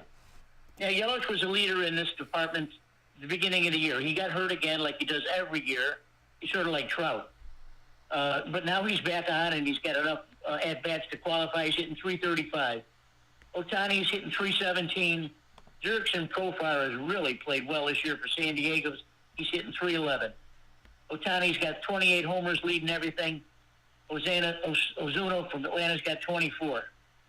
Ozuna's leading in RBIs with 75. Alex Bohm of Philadelphia got 70. Ohtani's with 66. Slight chance that Ohtani can get a triple crown here, but it's tough. It's tough. They're going to be the opposing pitchers are going to be guarding how they pitch to this guy. Chris Sale of Atlanta's got 12 wins. The 3-headed monster from Philadelphia, Zach Wheeler, Aaron Nola, and Ranger Suarez are tied with 10 each. That's 30 games that they've won, and they've only won 60. So 50% of the games are won by these three guys right here. They're studs, and Philly ain't going away, that's for sure. ERA Suarez is still leading with 2.58. Wheeler at 2.70. Sale at 2.74. Ryan Helmsley for saves for St. Louis has 31 He's fired away more than anyone else. San Diego's hitting 261 as a team. Philly's hitting 260 as a team. Milwaukee's hitting 257 as a team. Now, the difference is that Milwaukee has a 3.81 ERA, which is leading these other guys. Philly's got a 3.24, LA 3.30. There's some problems in the American League that I'd like to broach, and that's the Yankees' play of late. Yeah. I'm not sure about this. I think I got this right, but I think they've lost 15 of their last 21 games, and they've slid down. Look, Baltimore doesn't need any help. They're a very good team. They got a plethora of really good young talent. They're going to be around for a while. And this year, if the Yankees don't get it together, they're not going to make it. They won't even make the wild card if they don't go out, which Cashman or GM is looking to trade. You know, he's going to be looking. He's got to stop the bleeding somehow. He needs pitching, and he needs more timely hitting. Anthony Rizzo's still on the the hurt list because he's broke his hand on a pitch. There's a lot of things that New York needs to do to compensate for their poor play. I mean, I can only say it's poor. I mean, when you lose to the bottom teams and you lose 2 out of 3 in a series, you're not playing very well at all. Garrett Cole, of course, is not pitched as well as I thought he would. I'm looking at there's a whole lot of trade information I got on my next page, but the trade line is the news, really. That's the end of December or the end of July. Yeah. But there are some teams that they have to make up their mind what they're going to do. Now, take a team like Toronto, for instance. They're in a really tough division with the Yankees and Baltimore and Boston there. Toronto's not doing very well this year, but they still have a chance to get a wild card. Now, if you're the management of Toronto, what do you do with your 2 stars? Do you try to trade Vladimir Guerrero and Bo Bichette, or do you keep them and try to load up on your own team to try to catch a wild card? That's a tough decision to make. In my opinion, they don't have enough. They don't have enough to get a wild card. So I would think that a wholesale trade for Vladimir Guerrero and Bo Bichette is going to happen. As I spoke earlier about Cashman on the New York slide, he's got his work cut out for him, and he's with the team now. He doesn't normally do this. Stays in New York and delegates stuff. But I think he's more visible, and I think that the players see that. The Yankees, I don't know why they do this, but every year they're saddled with older players that don't play well anymore. One of my favorite players is DJ LeMahieu, and he's hurt again. He's not even hitting 200 below the Mendoza line. And Rizzo is older. And all of these guys, Stanton is a head case. He gets hurt running to first base no matter what. He's in the IL all the time. Yeah. Don't know what's going to happen to him. So there's a lot of draft moves that we could be made, but let me catch my breath. No, and like you said, and one of the things that comes up, and thank you, PJ, as always, for the awesome conversation that we have here on the show with the opportunity to tell these stories about what's going on beyond just looking at a team statistically and where these teams are at and really breaking it down and bringing Major League Baseball to life from week to week. And I appreciate that. Here on Wake Up Call inside of the Heritage Hill Studios with Papa Joe, breaking down Major League Baseball going into the All-Star break. And as we look at the Yankees situation, you brought up the Blue Jays, and you brought up the Yankees, you brought up the Blue Jays. I want to put these two together. Vlad Guerrero, I was talking to my guy Sean Peake, who is the Bryan and Stratton Syracuse head baseball coach going into year 3 of a program that he built. And Sean Peake and I, go back and watch that show, everybody. It's in hour 2 of my broadcast with Casey Filio of Lemoyne Women's Basketball coming on to the staff as a new addition as an assistant coach for Nick DiPillo. And then the second hour is with Sean Peake. That's on YouTube.com and Facebook.com, both /WakeUpCallDT. But he said, I want Vlad Guerrero Jr. as a Yankee. What are your thoughts? Bo Bichette, Vlad Guerrero Jr., you said you don't think the Blue Jays have enough. They're in last place right now of the AL East at the time we're talking. They're 15 games behind out of first place. They're 42 and 50 overall. So my question to you, PJ, Bo Bichette, Vlad Guerrero, you already said you think that the Blue Jays should trade these guys. Trade them where? And do you see either one of them becoming a Yankee? That's a good question. I think that the Yankees are always top-heavy with their salaries. Let me reiterate again. They're paying older guys a lot of money, and they're not producing again. They've always had a dynamite farm system. So what do? Do you want to rent the guy for a year? Because he's got a contract through 25, and so does Bichette. Both of those guys. So do you trade Bo Bichette to the Yankees and have the Yankees give away 3 more of their minor league guys for Bichette? Now, Bichette is a hell of a player, and so is Guerrero. Guerrero can surprise a lot of people. He's pretty nimble at first base. He's done a good job over the years. You'd never think that a cumbersome guy like that could be quick as a cat at first base. He is. Bichette is just a dynamite shortstop. And they both hit for homers and hit for RBIs. Both of these guys, first of all, neither one of them are probably going to go to the Yankees because the Yankees are going to have to piss away more of their farm club. I don't know that the Yankees are going to do that. I think the best bet for the Yankees to be right now is to, I hate to say it, but release some of these older guys that aren't playing or that are still on the RL and, forget about them. Play some of the younger guys again. I'm always saying that every year with the Yankees. Play the younger guys and still have the older guys that are plugging in and trying to do the best they can. Not going to happen. Not going to happen. I want to see now, Guerrero plays first base, and that's where Rizzo plays. So when Rizzo comes back off the IL, is he going back on first, or is he going to DH, or is Vladimir going to DH and Rizzo plays first base? So either or, Bichette, Gleyber Torres for the Yankees hasn't played well at all for 2 years. I don't know what his problem is. I don't know. I can't answer for him, but Bichette would be a real studded shortstop for the Yankees. But again, are there some players on the Yankees team that Toronto would want, or do they want to raid their farm system?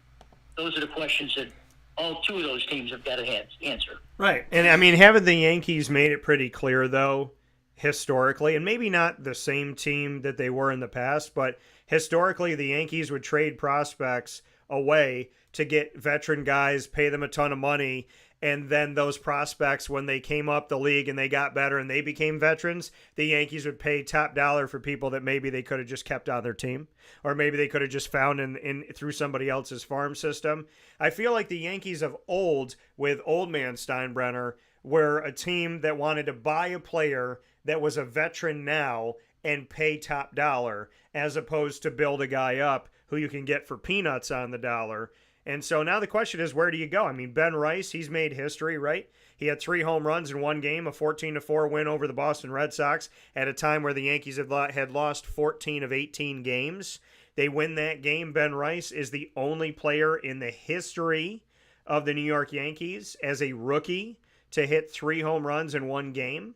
Not Babe Ruth, not Joe DiMaggio. Obviously, Babe Ruth came in a trade, but not any of those guys that we know historically. When he comes back, and how are they going to put this all together? But, the Yankees have struggled. Here's my question, though, PJ. The Yankees have struggled since Garrett Cole came back, which I find interesting.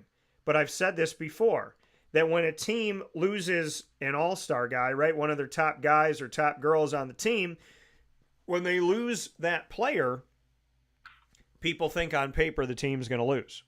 And then sometimes that team wins, and then when that player or players comes back, the dynamic is different. Not saying that Garrett Cole is anything bad to the team. Sometimes it's just weird how a team can win without some of their best players, and then when those players come back, it's like anything that rattles the ship a little bit. You can't help. Injuries happen. Rizzo obviously getting hurt happens, but Ben Rice has stepped up. But here's my question to you. The New York Yankees everything they've done this season, but they go into the All-Star break, they had the best record in baseball. Now they don't have the best record in baseball. They don't have the best record in their division. The Orioles are better than them. The Phillies are still hot. So here's my question to you. Are the Yankees contenders or pretenders? My second question to you takes us out into the National League. You talk about ERA all the time, PJ. The Los Angeles Dodgers, as a team, have an ERA in their pitching staff of 9+. So what is going on with the Dodgers pitching? Boy, do they need Shohei Ohtani right now as a pitcher. So my question to you, Yankees, contenders or pretenders? My second question, with an ERA of 9, where are the Dodgers going? Well, I don't know where you got the 9 from, but I think it is 9. Their ERA is probably right around 3.5.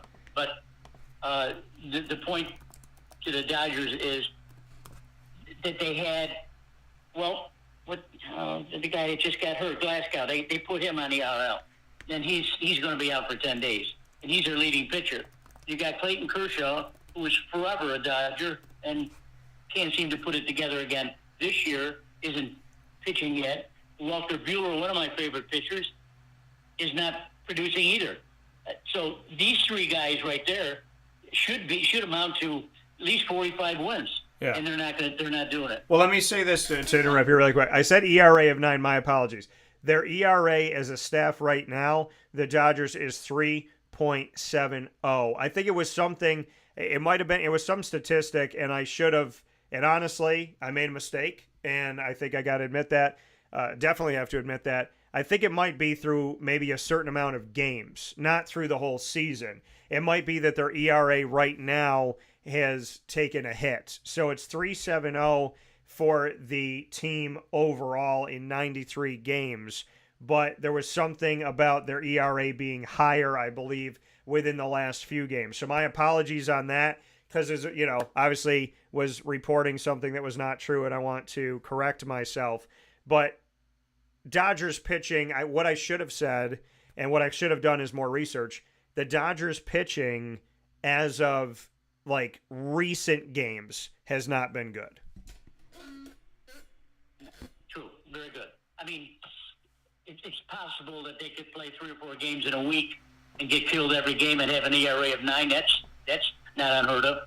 But Dave Roberts is one of the more shrewder managers in baseball, and if he has to pitch by committee, he'll do that, just like Tampa Bay does. To get back to the Yankees, Garrett Cole has not come back from his injury like I thought he would. Guys like Cole and the really good pitchers and the great pitchers really in the league right now, they have 4 or 5 different pitches. They can tell when they're warming up in the bullpen, and when they come on the mound, they have the little talk with the catcher and say, hey, listen, my fastball ain't nothing. My curveball can't break. I got to rely on a slider or a changeup. I got to do something else. The way these guys continue to win is that they can still get you out with their 3rd or 4th or 5th better pitch. And when you're a batter, you're thinking, I'm facing Garrett Cole. I know he throws a fastball. I know he throws a slider. I know he throws a curveball. I know he throws a changeup. And I know that he throws a splitter. Those 5. I got to look for those 5. Now, if he takes a couple of pitches and says, well, his fastball's not giddy-upping like it usually is, I think I'll sit on a fastball. Boom. It's a home run, and that's the end of it. But that's what hitters are faced when they face really, really, really good pitchers like Garrett Cole. Garrett Cole will bounce back. But the Yankees, they signed Stroman, which I don't like as a player. He's a punk. He acts like a punk.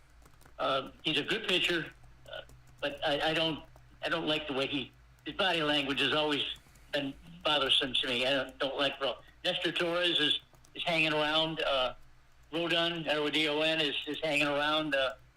No one's putting the pedal to the metal, and if they're going to do it, they need it. So I think what the Yankees need to do is I think they need to maybe find another starting pitcher. I think their relievers are fairly well. Maybe get another infield guy, another hitter, and see if they can make a deal with someone. I don't look for monumental changes. Let me tell you this first about the Yankees. George Steinbrenner, may God bless him, if he was still living, he would never accept what's going on. He would be in that clubhouse bitching and screaming every night, saying, I pay you guys this and this and this and this. What do you do? I mean, that's the way he was. I mean, he was dynamite, and he was assertive, and he would not stand for this.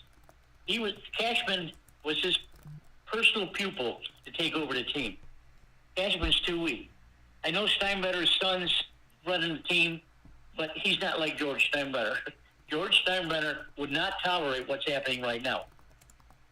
Yeah, and that's the thing is, Steinbrenner was the type of guy where, money was no issue. Money was no object, right? He would go out and spend whatever he needed to spend, whenever he needed to spend it, however he needed to spend it on, whoever he needed to spend it on.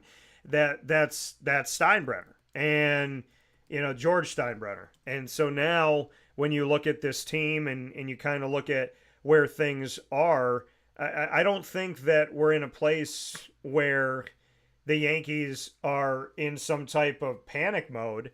But I think starting off as hot as they did, the emphasis now is where do they go from here? And how do they evolve themselves from here? How do they move forward from here? Because this is a 2-part season, right? And part 1 is over. So now we're going to be going into Act 2. And can the Yankees sustain this? And what do they need to do to make this happen? There's some people that talked about Pete Alonso leaving Queens for the Bronx, right? Leaving the Mets for the Yankees. I don't know if that's going to happen. Vlad Guerrero Jr. brought that up, right? What can they do in the here and now to make these moves happen so that they can help themselves be where they need to be? They were extremely hot without Garrett Cole. Their pitching staff stepped up and guys were doing what they needed to do. We're seeing Juan Soto probably going to be a Yankee beyond this season. I would put more on that than not on that. And Aaron Judge is Aaron Judge. I mean, this team shouldn't be in a case of concern, but these last few games have caused people concern because they're in a big slump. They go into the All-Star break with the positive of having a week where you're not playing these games and maybe they could get themselves together. Where other teams that are hot, you might not want to take the time off, right? So we'll see what happens from here, but I do want to get into the Major League Baseball draft, PJ, before we jump into horse racing and all that. Major League Baseball draft is coming up here very soon, and excited for this. For those of you that want to know what's going on as far as the Major League Baseball draft, the draft starts on Sunday, July 14th at 7 p.m. Eastern Time, and it carries through July 16th, which is a Tuesday. So you're going to see the draft on Sunday, Monday, and Tuesday, just so you have all of that information at your disposal. Of course, PJ and I are going to be covering this Major League Baseball draft and bringing you the news that go on, the goings on of the Major League Baseball draft that's coming up here. So 3 days beginning on Sunday, the draft will be in Los Angeles, California, and the draft will be part of All-Star Week for the second year in a row, which I love that they don't have the draft because when the draft was happening by itself as a standalone, I would always forget when the Major League Baseball draft was, and I wouldn't be paying attention to it. Now that they put it in All-Star Week, it is truly a part of the festivities, right? Because All-Star Week is the 12th to the 16th of July, and Major League Baseball draft is the 14th to the 16th. It's half of Major League All-Star Week. It's going to start, like I said, this Sunday at 7 p.m. Eastern Time. Round 1, including 2 compensation picks, is going to be there, and competitive balance round A, which is 7 picks, round 2, and competitive balance round B, 8 picks, and 6 second round compensation picks.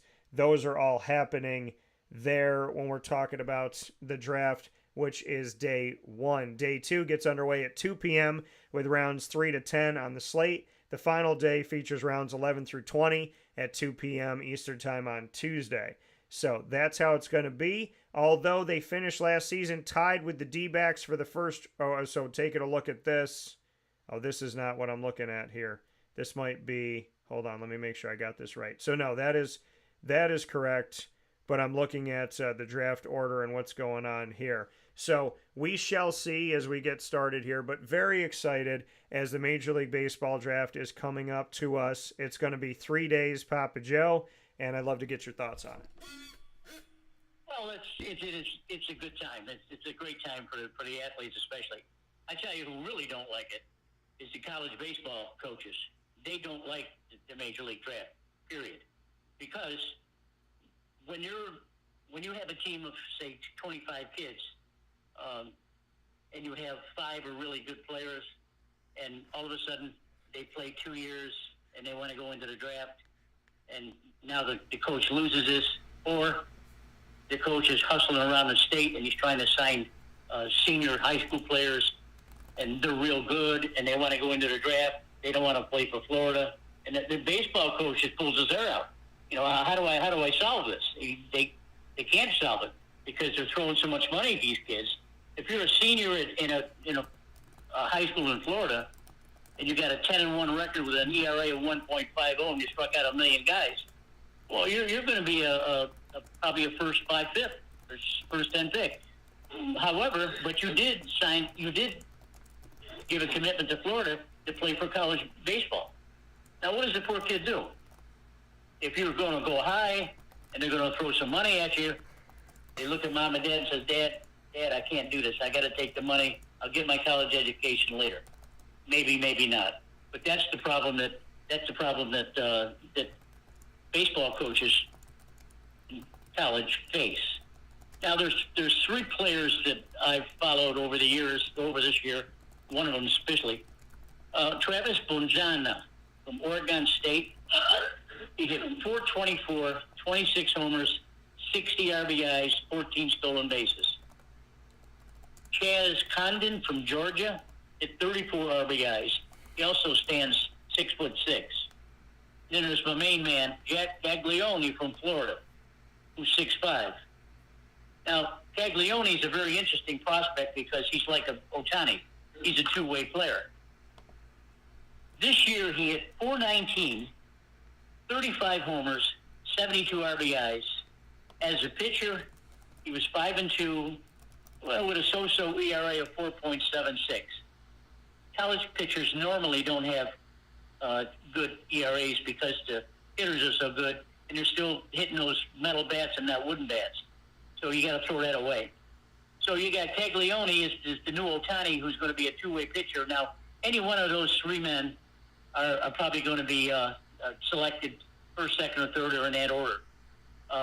I like to see Caglione sign because he's played 3 years in college. He proves he can hit. He's a left-hander, and he's a left-handed pitcher. That's a.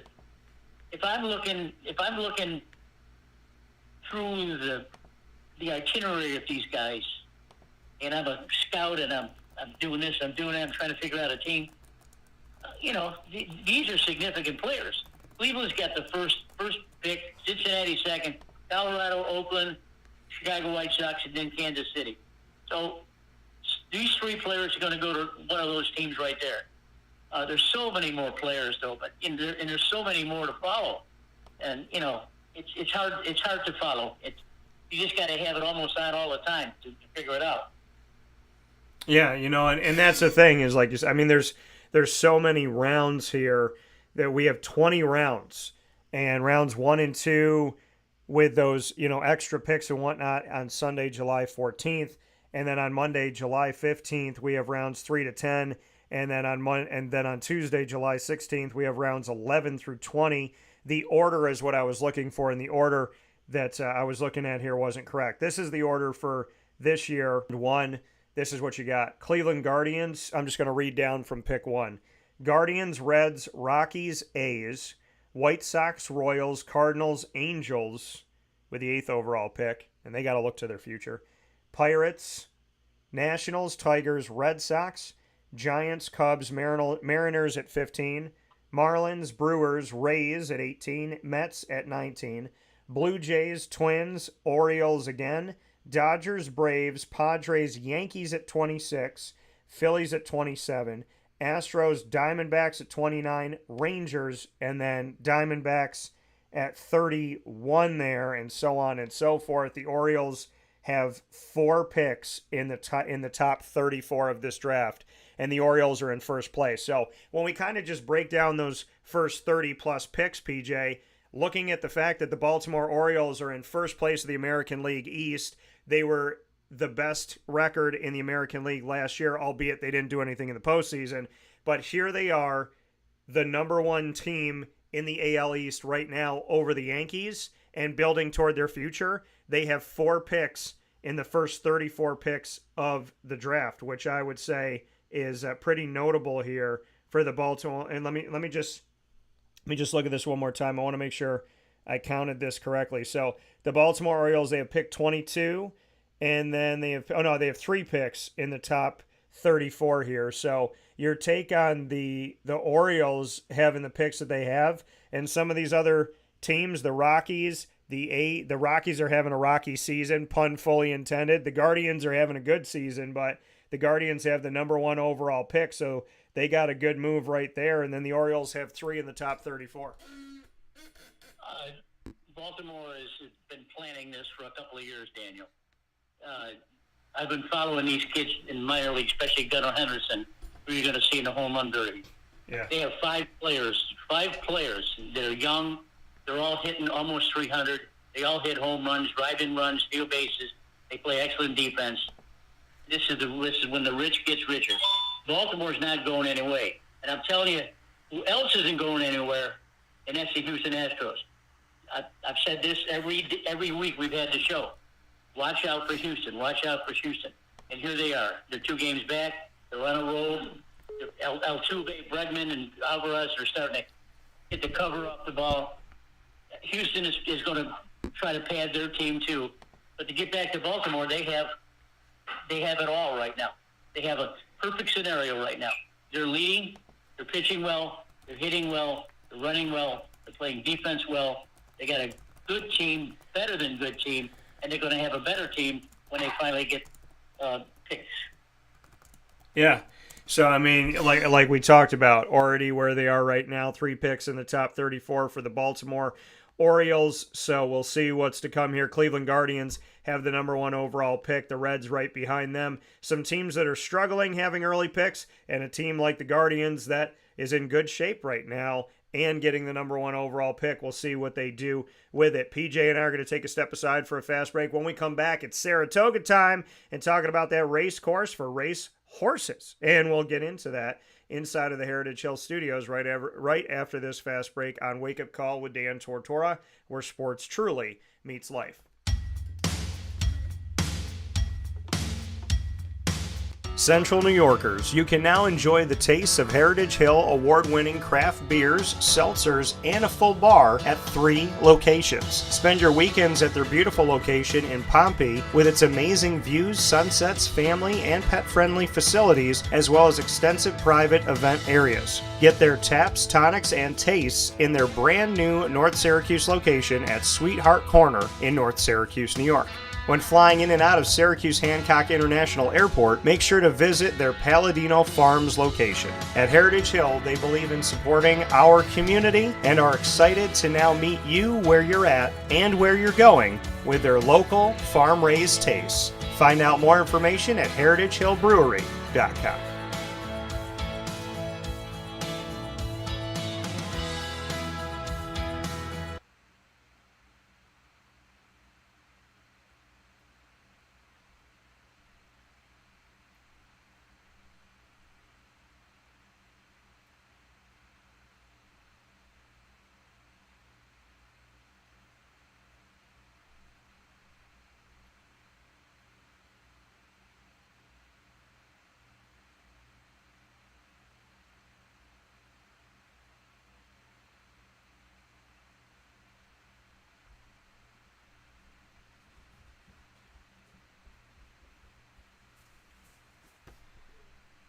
Here's a message from Renee from Bryan's Landing, located on 6523 East Seneca Turnpike in Jamesville, New York. Open Tuesdays and Wednesdays for dinner, Thursday through Saturday for lunch and dinner, and Sundays for brunch. It's a lot like the way that my mom and dad ran their restaurant. We have put in place a lot of people that are family to us, very similar to how my dad hired people that were family to him. And then the tradition I'm carrying on is a lot of the items that are on our menu are my dad's. And he taught our chefs how to recreate his dishes. So I think that Tommy McNerney, who our executive chef is, to him it is an art. And I think that when he does create a dish, it's not just about making the food taste delicious, which is definitely our priority, but it's an art to him, and it's almost like his canvas on a plate where he just wants the colors to look great, and people love it because he takes pride in that. And Brian and I appreciate that. We want it to obviously look good and taste good. I will tell you, when we opened up, it was 6 weeks before COVID. And what was amazing was the community, our friends and family stepped up, and everybody did takeout. Everybody supported us. Our hearts were just so filled. So to Brian and I, obviously our friends come all the time, and we just have repeat customers in Jamesville, and I think people going to our previous restaurant in Green Lakes are making the trip to come to Brian's Landing to support us.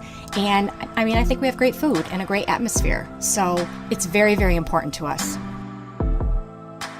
Head to Brian's Landing, located on 6523 East Seneca Turnpike in Jamesville, New York, where memories have become recipes that are now meals to share with you. Tuesdays and Wednesdays for dinner, Thursday through Saturday for lunch and dinner, and on Sundays for brunch.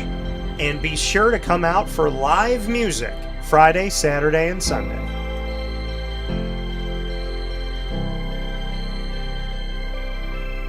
Here is a special message from Brian Bruno, owner of Servomation Refreshments Incorporated. I grew up in the family business, had the experience of working for a national food service company with thousands of employees, and as much as I enjoyed the experience I had, there was something about, owning my own company and being able to change the things I saw wrong with the industry firsthand, which is why I moved back to my hometown in Canastota, New York, to launch Servomation. It was back in 2007. When we first started the business in 2007, really you didn't find any machines with credit card readers. There was a lack of variety in machines. You got stuck with basically whatever the vending company wanted to sell that day. There's a lot of inefficiencies in the business, and those were all things that we saw as opportunities, both from a customer level to improve and from an operating level to be more efficient.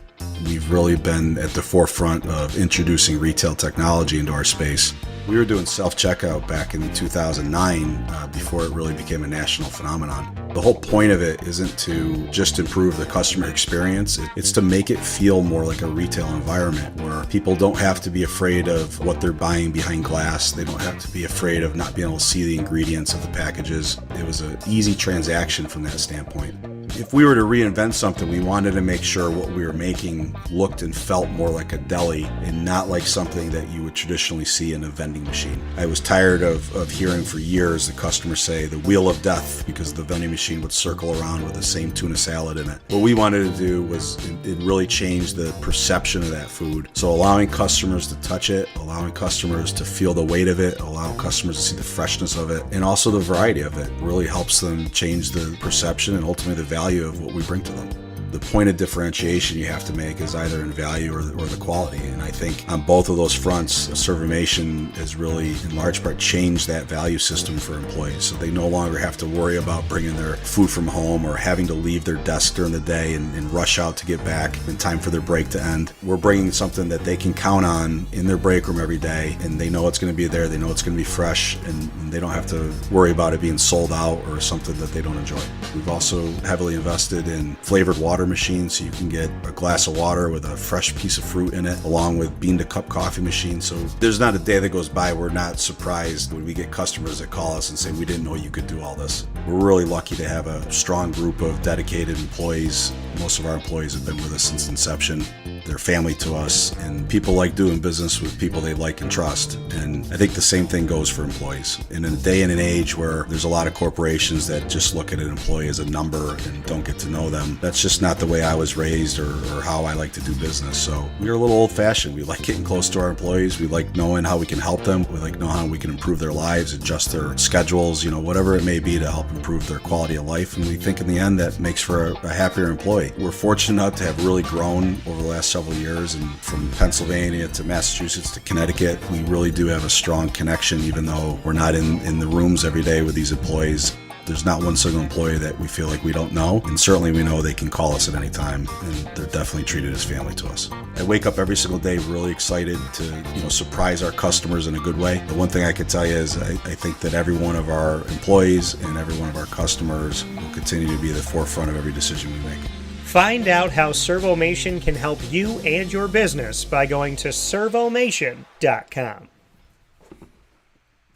Welcome back here to Wake Up Call with Dan Tortora, where sports truly meets that thing called life. We appreciate you hanging out with us inside of the Heritage Hill Studios. Papa Joe is with us, and if Papa Joe is on the broadcast is popping. That's what it's about. So we are here to talk one more piece here on today's show, and that is PJ and I getting into Saratoga reopening the raceway. We are getting set and ready for more horse racing happening at Saratoga, which is only a couple hours away from my hometown of Syracuse, New York. So, PJ, I now unleash you on the world of Saratoga. What do you want to share with us? Oh, boy. This is my time of the year right here. They open today, no doubt about it, with 11 race cars, highlighted by a 2-year-old filly stakes race called the Schuylerville Stakes. And for the 40 days, I don't know, they're giving away hundreds of several $1 million, let's put it that way. They call them prizes. I call them purses. And you have the major players throughout the country. They got their stalls allotted. They come in for these 40 days. The only people who really don't come this far is California. They got their own thing over there, and I don't like California racing anyway. So when you bring that many trainers in from Kentucky and Florida and the Midwest and everywhere, when you bring in that many trainers of horses, it's extremely difficult for a punter or a gambler to try to figure these things out. You got a race with 8 entries in it, and they're all from different parts of the country, and they have different trainers, and they have different jockeys, and they have different lines. Now, how do you figure that out? Well, it takes patience. You got to do that. Saratoga is just power excellence. There's nothing more you can say about it. If you get a chance, Dan, try to go. Don't go on a Saturday or Sunday because it's swamped. Thursday or Friday would be better for you, and give yourself plenty of time. It's a lot of fun. It's remarkable what it is, and I keep telling you that, but you'll get there eventually. Let's see now.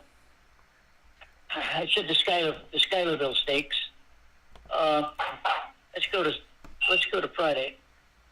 Friday's a 10-race card, and they don't have any stakes races. You got to do it. They got the Coronation Cup, which is for fillies, 3-year-olds, just for fillies. 5.5 furlongs on the turf. Now the big day is Saturday, and the big race there is called the Diana. And if you follow what I talk about in horse racing, you'll know that I talk about some of the trainers that I like. Yeah. Chad Brown, especially Todd Fletcher. These guys are rotor for bear for Saratoga. Chad Brown, especially because that's his hometown.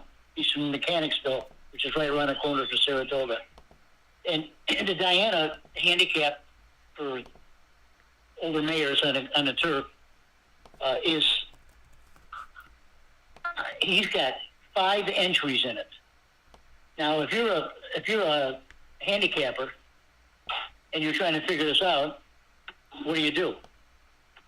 Now, the other trainers are saying, how do we beat Chad Brown when he's got 5 entries into the Diana and the purse is $500,000?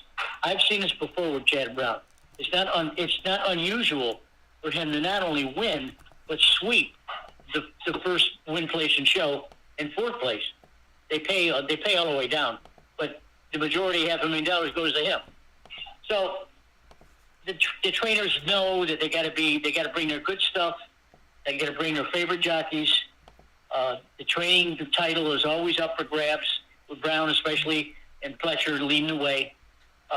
Jockeys, Irad Ortiz, Lowry and Pratt, one of my favorite riders from California, that finally got to New York last year, and he's trying to make his way here so we can win the jockey title, which Irad Ortiz has won.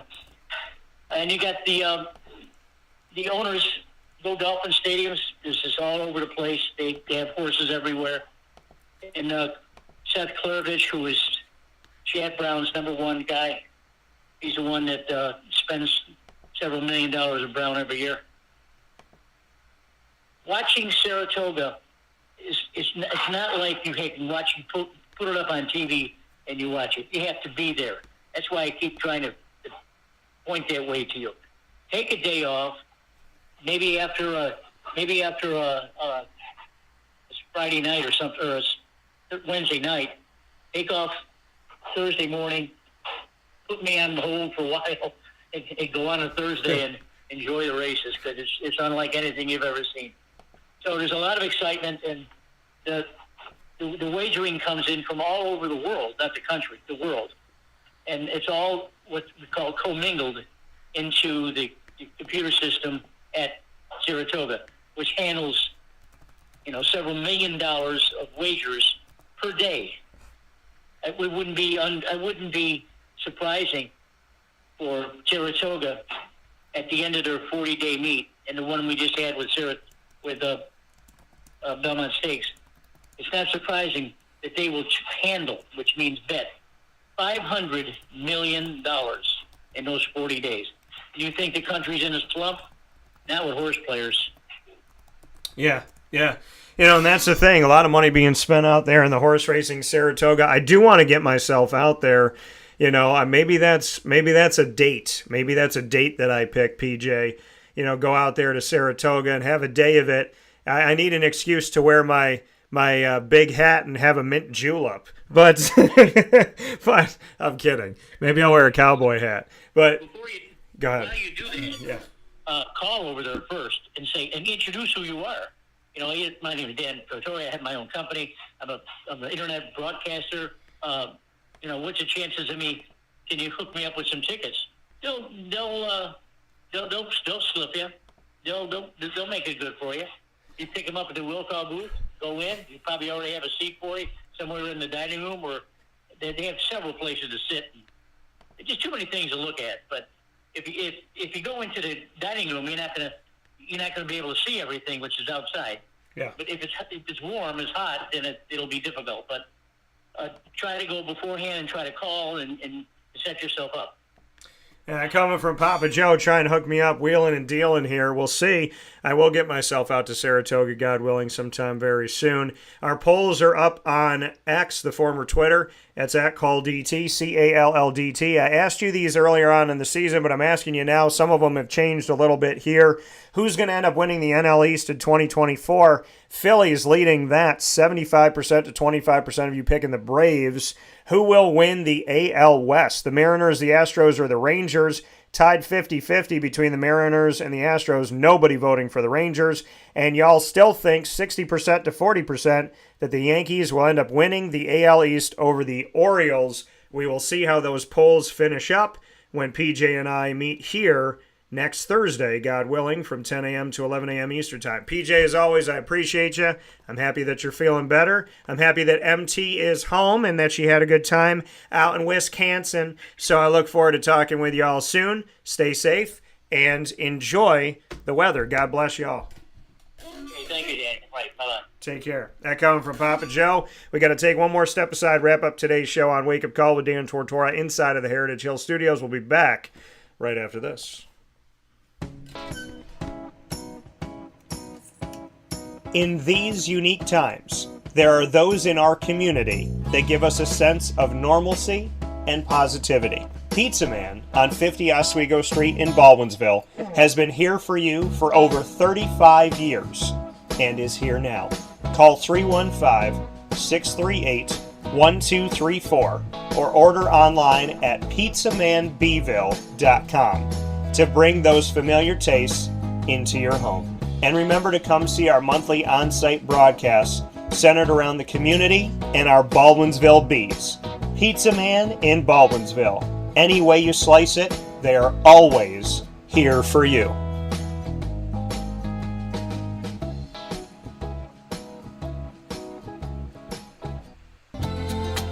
Looking for your next ride? Look no further than Great Lakes Honda City, located on 7140 Henry Clay Boulevard in Liverpool, New York. Serving our community for decades, their new and pre-owned vast array of vehicles are available to you Monday through Saturday on site. To search from home, shop at GreatLakesHondaCity.com. Call 315-365-5576 to set up an appointment. That's 315-365-5576 for Great Lakes Honda City, 7140 Henry Clay Boulevard in Liverpool, New York. Great cars, great people, Great Lakes.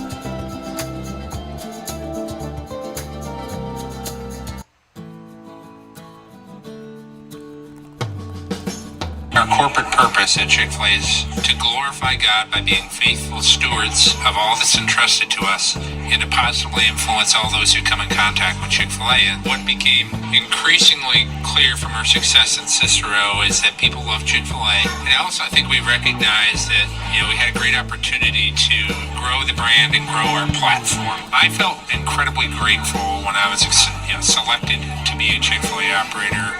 I think what it's meant for me, what I've come to realize on a very deep level is that this is a calling for me. It's not a career. It's not a job. The Lord called me to be a Chick-fil-A operator and to use these restaurants to glorify Him and to positively influence other people. I'm blessed. I'm very blessed. Head to Chick-fil-A Clay on 3974 State Route 31 in Liverpool, New York. Welcome back here to Wake Up Call with Dan Tortora inside of the Heritage Hill Studios. Want to thank you for being a part of the show and appreciate you so very much. YouTube.com and Facebook.com, both /WakeUpCallDT, and on WakeUpCallDT.podbean.com worldwide, Monday through Friday from 9 a.m. to 11 a.m. Eastern Time. And of course, Amazon Music, Audible, iHeartRadio, iTunes, and Apple Podcasts. Player FM, Podbean, Podchaser.com, Podvine, Spotify, TuneIn, and YouTube. You can find us on there by searching Wake Up Call with Dan Tortora, or one word, Wake Up Call DT. A big time thanks to our incredible partners in Central and Upstate New York. Heritage Hill, Heritage Hill Brewhouse out in Pompey, Heritage Hill North in North Syracuse, their newest location. Carvel DeWitt, the Wildcat Sports Pub, Avicoli's, Canine Camp Dog Daycare, Chick-fil-A Cicero and Chick-fil-A Clay, Canine Campground Dog Boarding, Brian's Landing, Ma and Pa's, the snack capital of the world on 201 7th North Street in Liverpool, New York. Mother's Cupboard, Great Lakes Honda City, Pizza Man, GG Cards and Breaks, Servomation Refreshments, Reimagining, and upping the ante on what we know for vending inside of our schools and businesses. And of course, we are the exclusive multimedia marketing partner of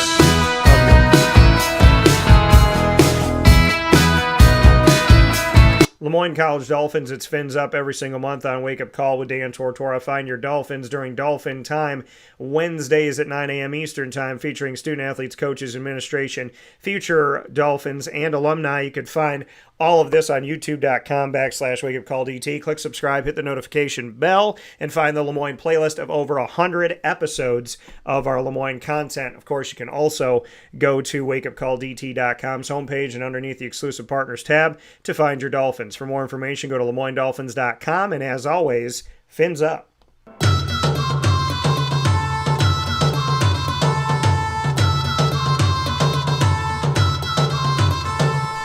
The Bryan and Stratton College Bobcats of Syracuse are exclusive multimedia marketing partners with Wake Up Call with Dan Tortora. Find your Bobcats in what we call the Bobcat Buzz, coming to you every single month on Wake Up Call, including our most recent special with the baseball team heading into year 3 under the head coach that built the program, Sean Peak, and continues to build the program. You can find all of our content. The Bobcat Buzz is on youtube.com /WakeUpCallDT. Click subscribe, hit the notification bell, and find the BSC Syracuse playlist of over 70 episodes featuring your Bobcats. You can head to wakeupcalldt.com's homepage and underneath the exclusive partners tab to find the Bobcats as well. For more information, go to syracuse.bscbobcats.com and go Bobcats.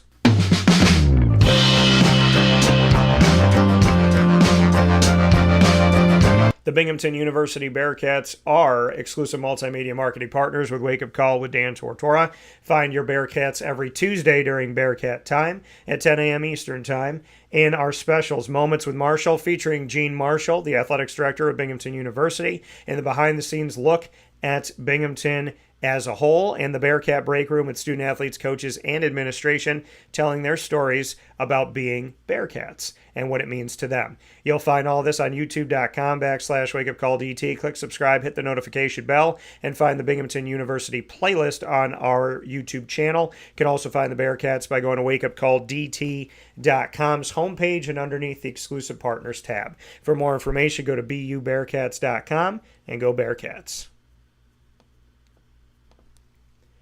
With that being said, here on Wake Up Call with Dan Tortora, I want to thank my incredible guest, Dave Pasiak, for joining us to speak on the U.S. Olympic team going into the 2024 Paris Olympics and the NBA free agency, NBA moves, as well as the NBA Summer League and everything getting started here for Las Vegas, where all 30 teams will compete, and that being July 12th to July 22nd. Papa Joe joining us to speak on Major League Baseball, where everybody stands in all divisions heading into the All-Star break after the first half of the Major League Baseball season. Hard to believe the first half is done.